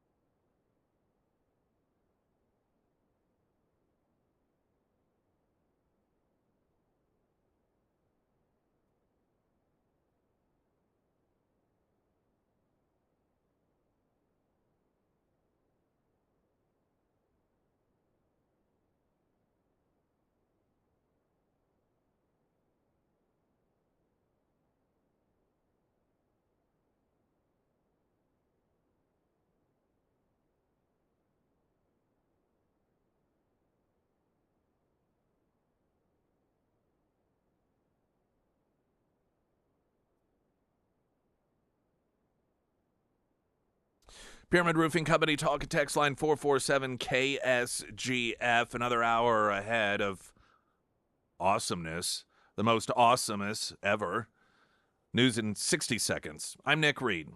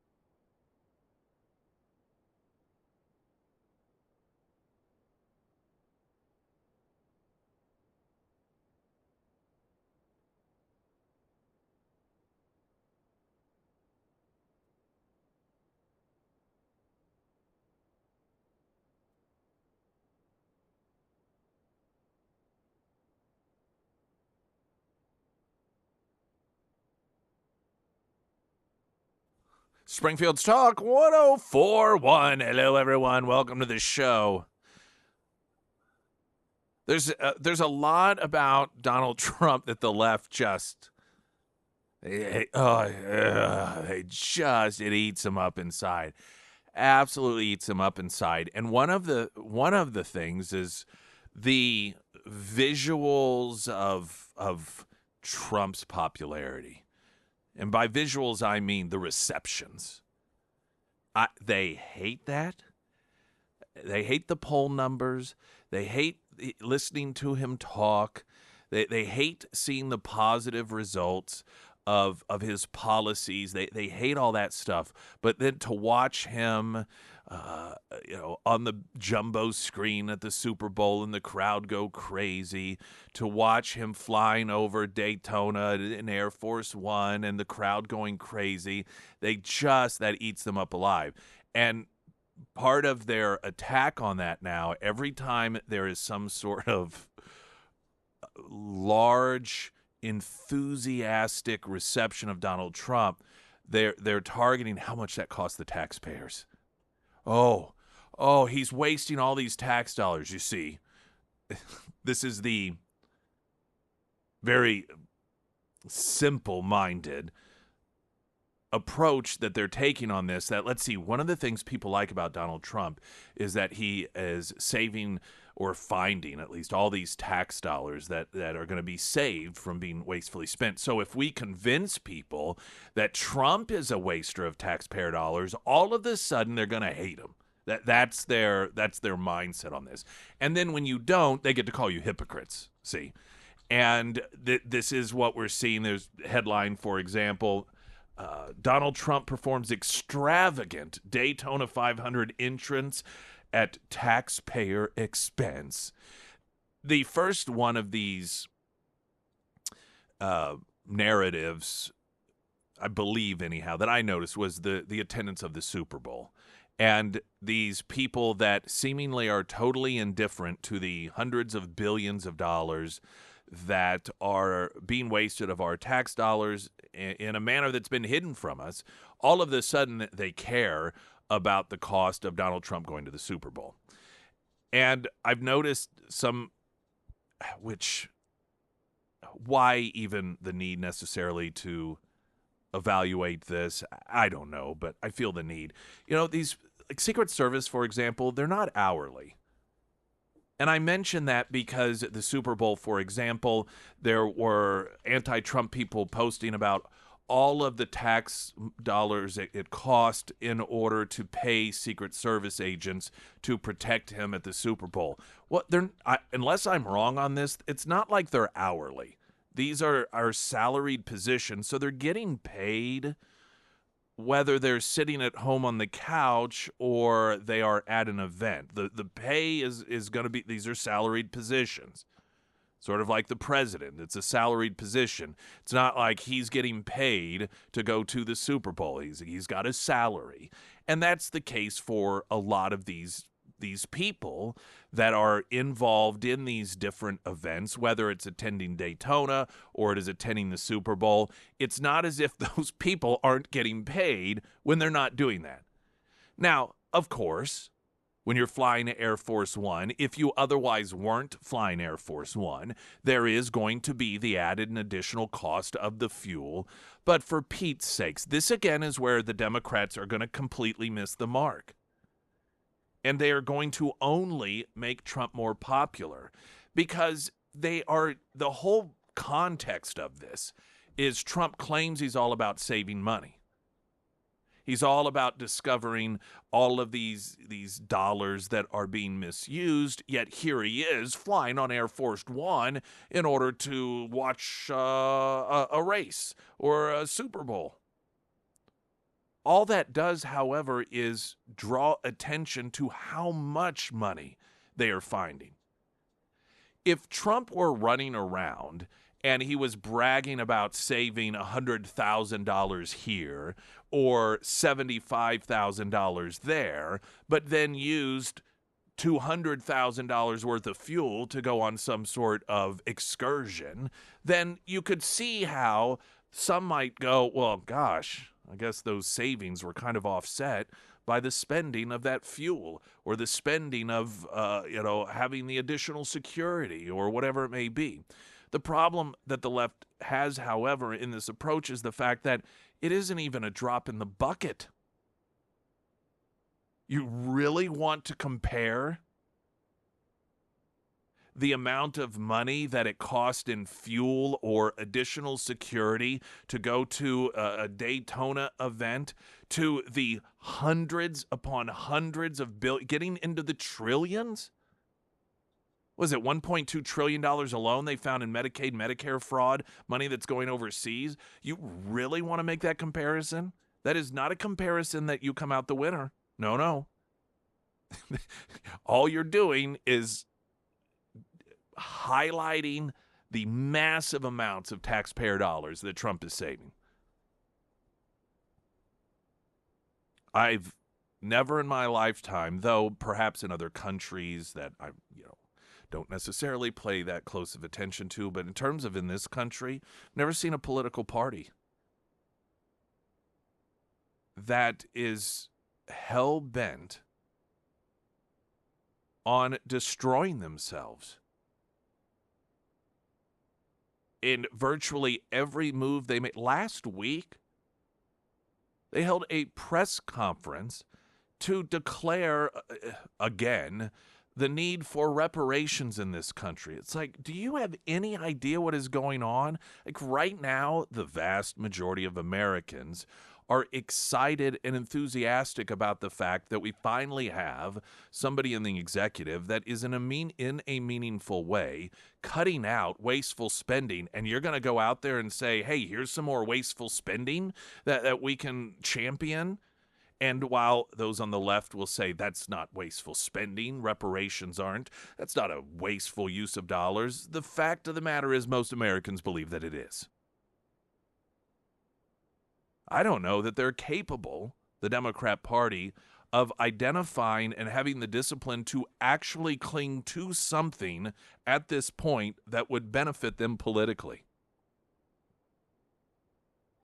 Weather in a moment, clearly a lot of snow expected to come our way. Anticipate there will be cancellations, be it not tomorrow, certainly Wednesday, but of course we'll have all that information for you as it does come. Right now, the latest news update.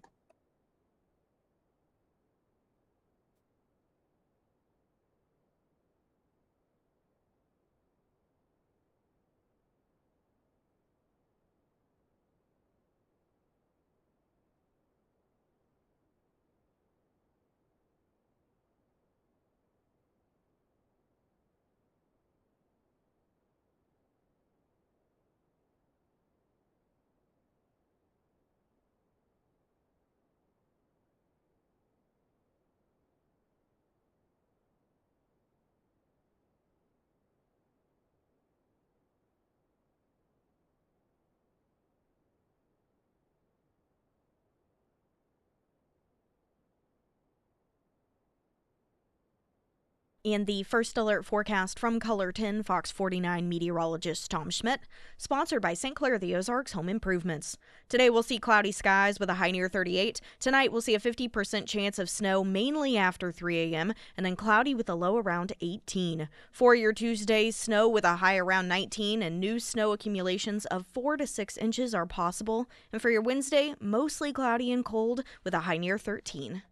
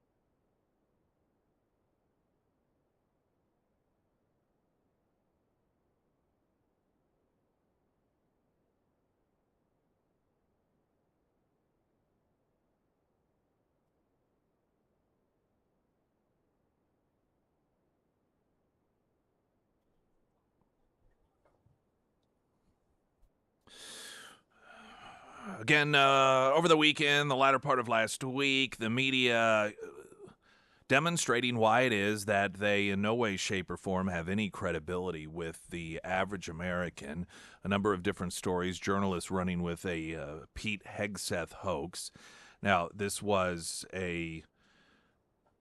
based off of a picture in which Hegseth was at a lectern, and this was I think this was over in Europe, and he was speaking at an event. And he had a glass of water, and as you know, if you have a glass of water and you're holding it with your hand, it magnifies. It magnifies, and so it magnified his hand, and from a certain angle, it made it look as if the liquid inside of the water glass was brown. Now, that was, just a angle at a perfect moment in which a picture was taken, but 99.9% of the rest of the time, you could tell from every other photo and video that it was actually a glass of water. However, this did not stop the media from starting a disinformation campaign that he was drinking bourbon at the lectern. Like, this is what he would... This is... Some of the stuff that the media puts out there, without even seeing the visuals, an intelligent person says to themselves, now, that doesn't seem right. Why would he do that? This is based off of the accusations against him that he used to be drunk at work. Coming out of Washington, D.C., the world of the Kennedys, in particular, Teddy Kennedy and others, and the fact that, it's known that there are individuals that show up to vote drunk. But Pete Hegseth, there are accusations, oftentimes anonymous sources, claiming that he was drunk at work at some event or something. And so this is part of the reason he is to be demonized and he's to be hated. And so they find this photo in which, in that one particular image, it looks like it isn't water. And so they just run with this stuff. Even if you haven't seen the photo or the video, the first thought that should come up in one's mind is, given the fact that the media has falsely tried to paint him as somebody who's just going to be drunk all the time at work, like he's going to actually, while giving a speech with news people around, decide to drink a bourbon up there while he's doing it? You had Heidi Moore, who's written for the Wall Street Journal and The Guardian, push the rumor. Woo boy, Hegseth already keeping bourbon in the lectern along with the picture. And, a number of other media outlets doing the same. Now, this isn't media, but it's a Democrat. White House roasting Senator Chris Murphy for falling for a parody page. The White House shooting back at the Democrat from Connecticut after he fell for a post from a fake Laura Trump page, calling the Democrat lawmaker a moron. That would be the White House, not the fake page. An X account with the handle at Laura Trump page, not to be confused with the real page of President Donald Trump's daughter-in-law, made a post calling for border czar Tom Homan to arrest Representative Alexandria Ocasio-Cortez, completely triggering Murphy on Friday. Friday wrote, along with a screenshot of the fake Laura's post, it takes some effing gall to have Vance lecturing Europe on free speech when at the exact same time the Trump regime is threatening Democrats back home with arrest if they even explain people's rights to them. His profane response came after J.D. Vance spoke at the Munich Security Conference in Germany last week, lambasting censorship. Given that the screenshot Murphy angrily posted did not actually come from Laura Trump, the White House's rapid response team put him on blast, quote, "You are a moron, Chris." I like the straightforwardness there. It's obvious this page is not affiliated with President Trump, his family, or the administration. We do, however, support your right to make such a statement no matter how imbecilic it makes you look.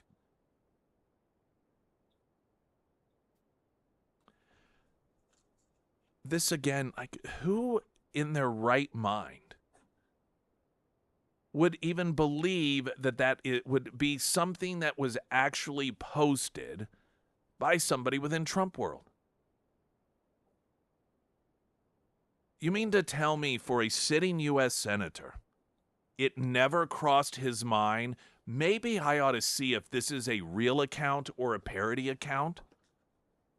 I suppose, arguably, this is a situation in which he did not care.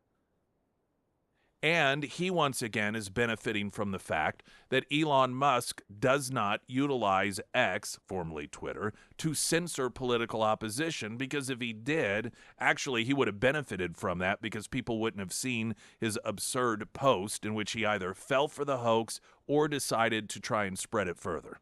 And he was allowed to do it because Elon Musk is opposed to censorship. Coming up, CNN's Caitlin Collins promoting the defense fund of Luigi Mangione. This is the assassin of that healthcare CEO. And then on CBS, Margaret Brennan blaming free speech for the Holocaust. This apparently is this is the face of Sunday mornings on CBS, just continuing to demonstrate why it is that Americans should not and do not trust the media in the United States of America today.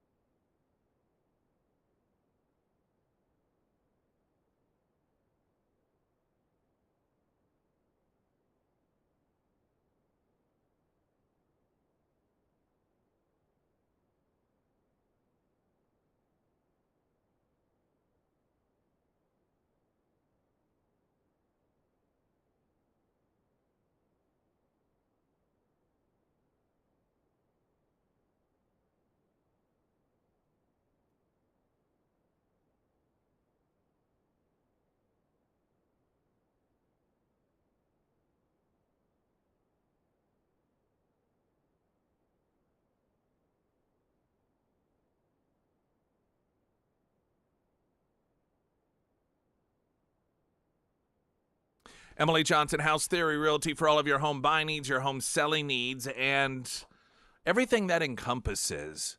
It's not as easy as buying or selling most things. Obviously, there's not just a lot of paperwork and a lot of legalese and hoops to jump through, but there's the need to oftentimes make upgrades to your home. That is part of the process in which somebody makes an offer, but there are a number of things that they want fixed in order to make the purchase go through. And these are things that maybe you've not done before. You don't know where to start. You can go on Facebook and be like, does anybody know a good electrician? Because I need to have this done. And then you're going to have 112 different people give you 112 different answers. And so you're really no better off than you were before. Emily Johnson has those connections. This is what's fantastic.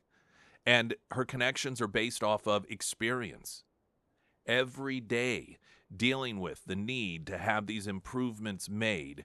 Every day seeing the results of the work, knowing who's trustworthy, who isn't, who does fantastic work, who doesn't. You have all of that at your disposal. So it's so much more than the traditional agent that you get with Emily Johnson, House Theory Realty, for all of your home buying needs, your home selling needs. You can find her under Nick's endorsements at ksgf.com.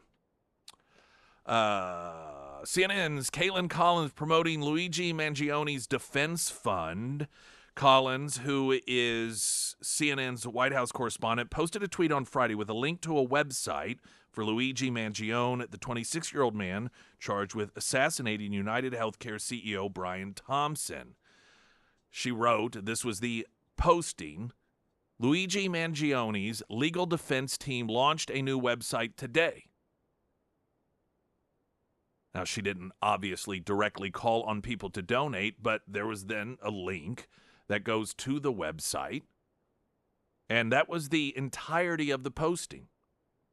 Wasn't a news story about it. It wasn't commentary on the usage of websites or crowdsourcing in order to pay for defense. It was straight up, hey, everyone, Luigi's legal defense team has launched this new website today. Journalist Stephen Miller pointed out a troubling detail regarding her link to the defense fund. The woman representing Mangione, Karen Friedman Angolfio, is a CNN analyst and will be a direct beneficiary of any funding efforts. In a statement posted on the website set up by his defense, Mangione thanked people for all the support he had received, saying, I'm overwhelmed by and grateful for everyone who has written me to share their stories and express their support. And as you can imagine, because of the backlash, CNN's Caitlin Collins is hitting back at the story, claiming that it is not true, saying in a post on X, I posted that his attorneys created a website, which is newsworthy, and other outlets have also reported on it. The problem is, whether it was intentional or not, it wasn't part of a news story. It was not written up as a headline for a news story. It was straight up the sharing of the website with the simple sentence, Luigi Mangione's legal defense team has launched a new website today. No context to it whatsoever. So if this wasn't an attempt to drive people to his website and perhaps make donations, it was incredibly naive and foolish of somebody who really should know better, particularly when you are in such a high-profile position at CNN, though it is CNN. Coming up, Face the Nation. You've got Margaret Brennan blaming free speech for the Holocaust. Another banner day for another banner network.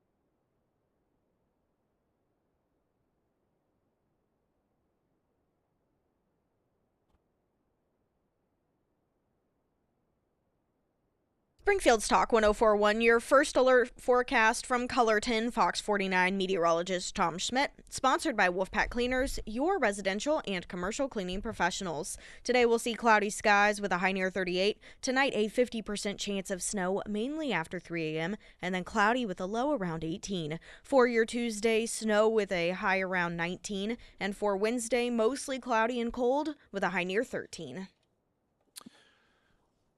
When J.D. Vance was over in Europe, he talked about the importance of freedom and liberty and freedom of speech, and noting that the real enemy is the destruction of those things from within. And this is at a time in which, of course, the past 4 years, we watched those rights trampled upon with the mass amount of censorship that was done voluntarily in major media, and then a combination of voluntarily and just pressure campaigns with threats of lawsuits when it came to social media. Over in Europe, this also has been something that has been going on for a very long time, and it is something that if there isn't any sort of pushback from, this is the real danger. It isn't the outside influences that are the sole dangers to freedom, but it's the inside as well, the ideologies that are against such things. Well, of course, the left recoils at the idea of individual liberties and free speech, and so this is not the sort of thing that you are supposed to be saying over there. You're not supposed to be insulting our allies. The media has utilized this in order to take, of course, out of context and to make it appear as if J.D. Vance is alienating our allies, and where we normally have unity are creating these great splinters. Marco Rubio, Secretary of State, was on Meet the Press with Margaret Brennan, in which he was explaining, and rightfully so, defending the position taken by J.D. Vance. And so I think if anyone's angry about his word, they don't have to agree with him, but to be angry about it, I think actually makes his point. I thought it was actually a pretty historic speech, whether you agree with him or not. I think the valid points he's making to Europe is we are concerned that the true values that we share, the values that bind us together with Europe, are things like free speech and democracy and our shared history in winning 2 world wars and defeating Soviet communism and the like. These are the values that we shared in common. And in that Cold War, we fought against things like censorship and oppression and so forth. And when you see backsliding and you raise that, that's a very valid concern. We can't tell them how to run their countries. He simply expressed in a speech his view of it, which a lot of people frankly share. And I thought he said a lot of things in that speech that needed to be said. And honestly, I don't know why anybody would be upset about it. People are allowed, you don't have to agree with someone's speech. I happen to agree with a lot of what he said, but you don't have to agree with someone's speech to at least appreciate the fact they have a right to say it, and that you should listen to it and see whether those criticisms are valid. I assure you, the United States has come under withering criticism on many occasions from many leaders in Europe, and we don't go around throwing temper tantrums about it. Well, he was standing in a country where free speech was weaponized to conduct a genocide. And he met with the head of a political party that has far-right views and some historic ties to extreme groups. The context of that was changing the tone of it. And you know that the censorship disagree with was you. specifically...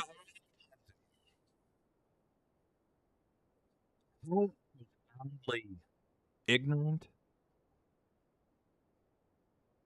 and contrary to history can a person possibly be? To point to free speech as the reason that the Holocaust occurred?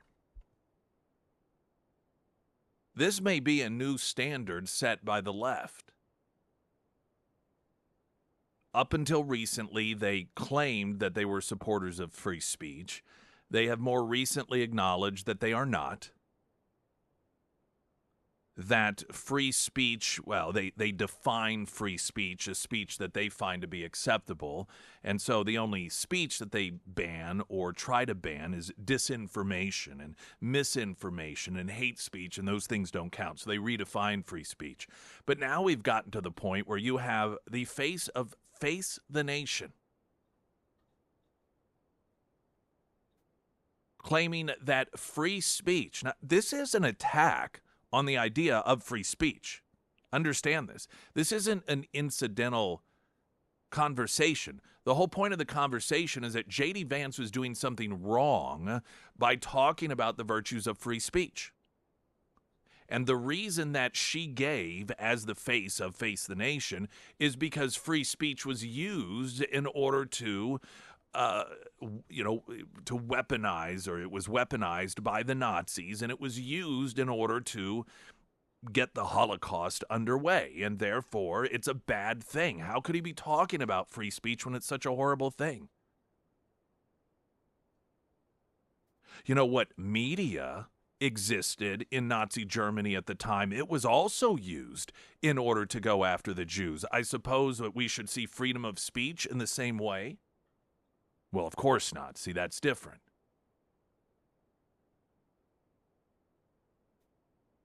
I don't know if you can look at this a number of different ways. One, she was on the fly. Marco Rubio is making an excellent point, and one that you would think you can't really have much of a counter to, right? I mean, it's freedom, it's liberty. This is a compliment to our European allies, Marco Rubio, classifying these virtuous goals and characteristics as something that our European allies share with us: democracy and liberty and freedom of speech. And so Marco Rubio is putting forth, really for any intelligent person, a narrative that you can't really push back against, right? I mean, who's against free speech? Well, she's got to go on the fly here because J.D. Vance is bad. And the left, we know that their moral compass is now defined by the opposite of whatever it is that the Trump administration does, opposite of the position that conservatives take. And so she, on the fly, instinctively decides to try and explain why these virtuous characteristics and beliefs like freedom of speech are actually bad. And so her go-to is, well, that's what the Nazis used. The Nazis supported freedom of speech. I mean, the condescending tone, well, you know this, she says to Marco Rubio. You know that freedom of speech was just a weapon that the Nazis used. So now, according to the left in this country, if you support free speech, you're a Nazi. I want to play his response because it's a good one. And again, Marco Rubio, he's doing an excellent job, as all of these people are. The consistency in which these individuals that Donald Trump has appointed to these important positions, the consistency in which they are able to articulate very clearly and very successfully the messaging is such a remarkable thing to see. And Marco Rubio does that in his response to her absurd claim that freedom of speech is something that Nazis support. About the right. I have to disagree with you. Free speech was not used to conduct a genocide. The genocide was conducted by an authoritarian Nazi regime that happened to also be genocidal because they hated Jews and they hated minorities and they hated those that they had a list of people they hated, but primarily the Jews. There was no free speech in Nazi Germany. There was none. There was also no opposition in Nazi Germany. They were a sole and only party that governed that country. So that's not an accurate reflection of history. I also think it's wrong. Again, I go back to the point of his speech.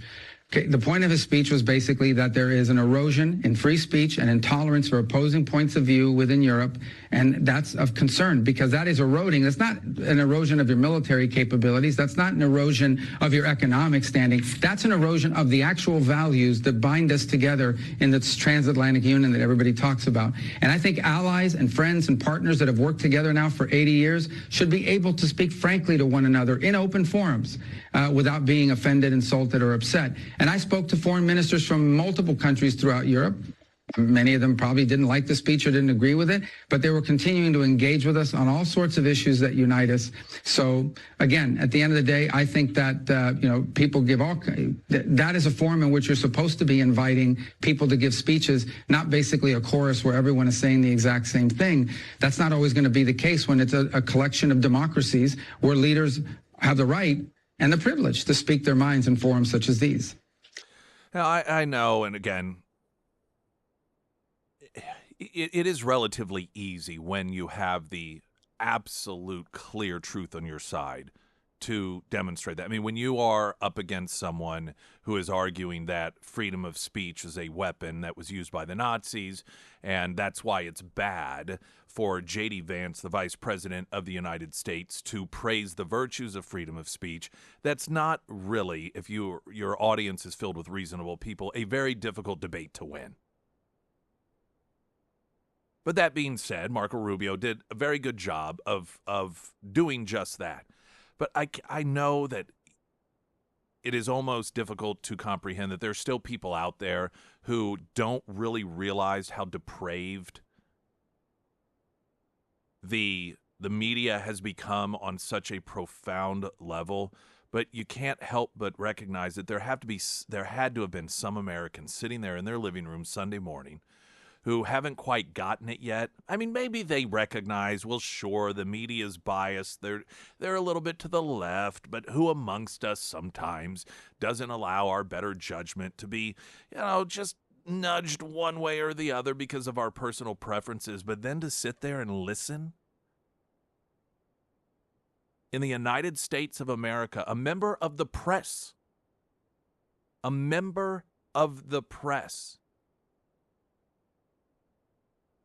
criticized the Vice President of the United States for being in Europe and defending freedom of speech because the Nazis used it.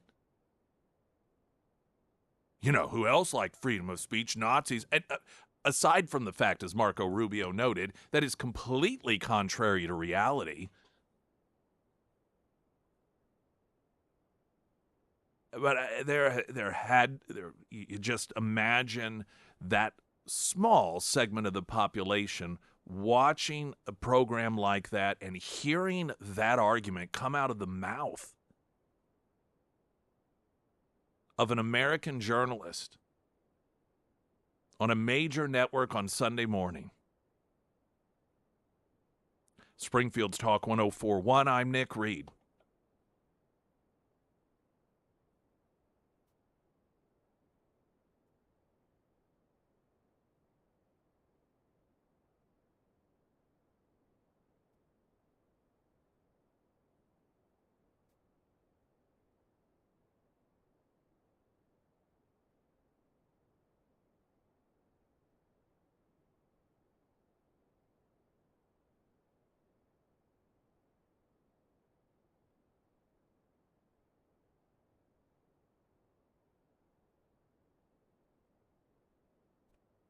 Now, if you're going to find yourself snowed in, you know what many of you are doing. If you haven't done it already, making it to the grocery store. Everyone talks about, sarcastically, get that 80 gallons of milk and the 50 loaves of bread. But what about making sure that your fridge is stocked up with beer? Bradford Light, Pineapple Life Coach, brought to you by our friends at Show Me Beverages in Macadoodles and Price Cutters in the area. This is all from Kansas Territory Brewing Company. Just something to keep in mind, because you never know. You're going to get snowed in, and you're like, oh my gosh, I didn't think about that. I don't have to work tomorrow. I can just instead relax and crack open a cold one and enjoy the visuals of that beautiful snow falling without a care in the world. But, of course, if you find out that you already had your last Bradford Light over the weekend and you didn't restock and now you're snowed in, how sad and disappointing that would be. Bradford Light, Pineapple Life Coach, they'll both do just fine for you as you're snowed in. Now available again, Macadoodles and Price Cutters. All right, I've got the Kamala. Did you think I was going to forget the Kamala audio? I was thinking you were going to. We're getting close. I know. I deliberately moved it to the top here for this segment. All right, Kamala showed up at some Broadway performance. A Wonderful World, which is a musical on Broadway about Louis Armstrong. And every time, so here's this scene. The performance is over. Presumably the audience is left. If not, the curtain is closed and they're milling out. And Kamala Harris comes backstage. Now, this arrangement, if you will, is something that we've seen before. When she goes to the locker room, to the basketball team afterwards, and to talk to them, and the entire scenario requires this belief that the audience in which she is coming to speak to is very excited and honored to have her come there. And this may be the case, but it just never seems natural. It always seems like, yeah,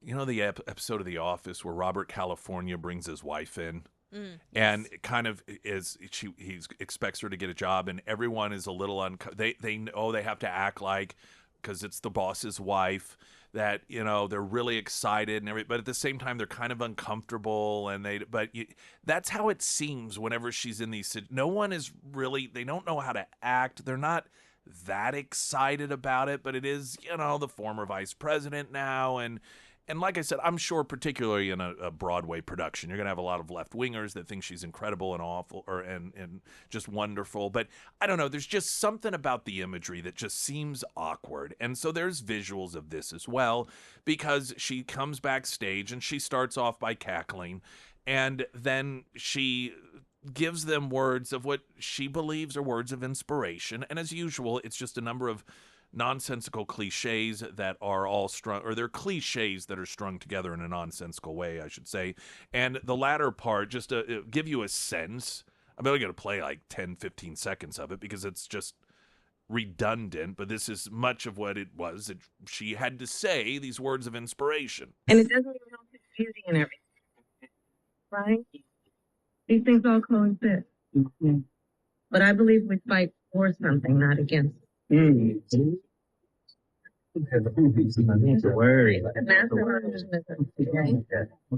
Thank you so much. Thank you. So profound. Oh, everything that she said there was a cliche. Everything. Just these little sort of fortune cookie. In fact, it didn't have the depth of a fortune cookie fortune. That's not really a fortune, but just some sort of saying. You can almost realize, however, and I'm going to play the audio back with this thought in mind, how it is that somebody like Kamala Harris thinks that she is a successful individual, because she just says these things that normal people hear her say, and we think to ourselves, what is going on? But when she's with an audience like this, they are acting as if she is saying the most profound, enlightening, deep things that they've ever heard that have such meaning. And so if you say things and that is the reception you get, you can almost see how a person might be deluded into believing that they are actually some sort of wordsmith that has this deep philosophical way about them in which people have a great appreciation. I'll play it again, and you can hear every little phrase is just a cliche, and then the response as if it's the most enlightening thing ever. And it doesn't feel confusing and everything, right? These things all coexist. Mm-hmm. But I believe we fight for something, not against it.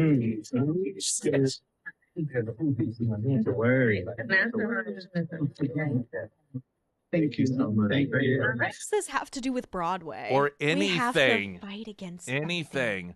Let's believe in the positive. I believe in coexisting. That's literally a bumper sticker. The comment she made about coexisting, literally a bumper sticker. The visuals, she looked like she was drunk. It did, yeah. That she kind of had the googly eye thing going on, and like she was trying to stop herself from burping a couple of different times. I also cannot help but think how people on the left, and I think they genuinely believe this, they see people who are happy with the successes of Donald Trump, and they view those people as cult members. But if you just listen to the way that people respond to Kamala Harris, it is as if She is sitting Indian style, or apple cross, crisscross. Is that what it's called? Crisscross applesauce. There Yeah, you go. that's the politically correct term.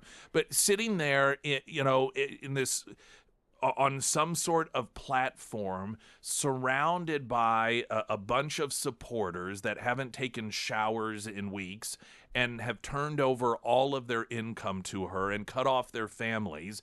And she's just pouring out these sort of mantra sayings, and they all just with their eyes closed and, with their arms around each. Oh, yes. Like this. You people say Trump supporters are cult members?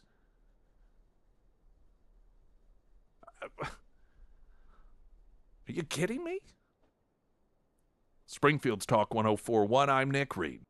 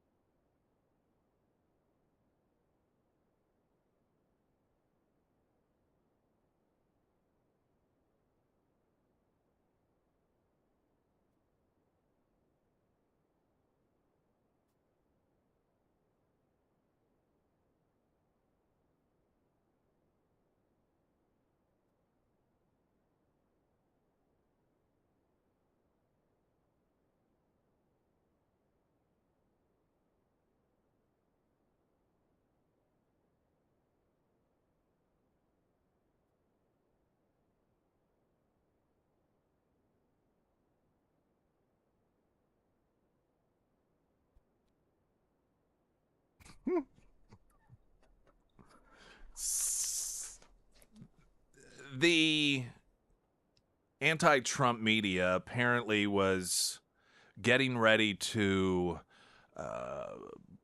have a huge expose on Elon Musk impregnating a conservative influencer and author. Have you heard this story? No. All right. Ashley St. Clair, she is a conservative influencer, author. I've heard of her Yeah, before. I know that name. Yeah. And so apparently she announced on X that she, in fact, she has a 5-month-old child, and that Elon is the father. And it's not something he didn't know about, and she had planned on, just because of the way that the media is, trying to keep it quiet and under wraps. But it became clear to her, she said, that the media was going to try to use this in a story in order, I guess, what people all of a sudden Trump supporters are going to turn against Elon Musk and all the good work he's doing because he had a consensual relationship with this woman and they have a child together. Now, she is also I think she did an interview with the New York Post, claim that, he didn't really want this to become public, which it could mean I imagine because he knew what the media would do. I doubt that it's because of fears that it might be some sort of moral stain. This is his third year that I've never had any commitment to, and so forth. And so I suspect this is going to be one of those situations that the media tries for a brief moment to use to paint Trump and his administration as immoral, and to try to paint him as somebody that's not willing to take responsibility for his own child. But I just thought it was interesting that here is, something the media has been working overtime in order to expose. Now, of course, Hunter Biden and the Bidens completely denying the existence of a family member as a young child. That's perfectly legit, but this somehow would be out of bounds. Ashley St. Clair, though, I will tell you, she certainly does not bring down the What's the best way to put this? She adds to his resume as an individual that manages to have relationships with extremely attractive women that are younger than him. Glenn Beck is coming up next. Talk with you tomorrow. I'm Nick Reed.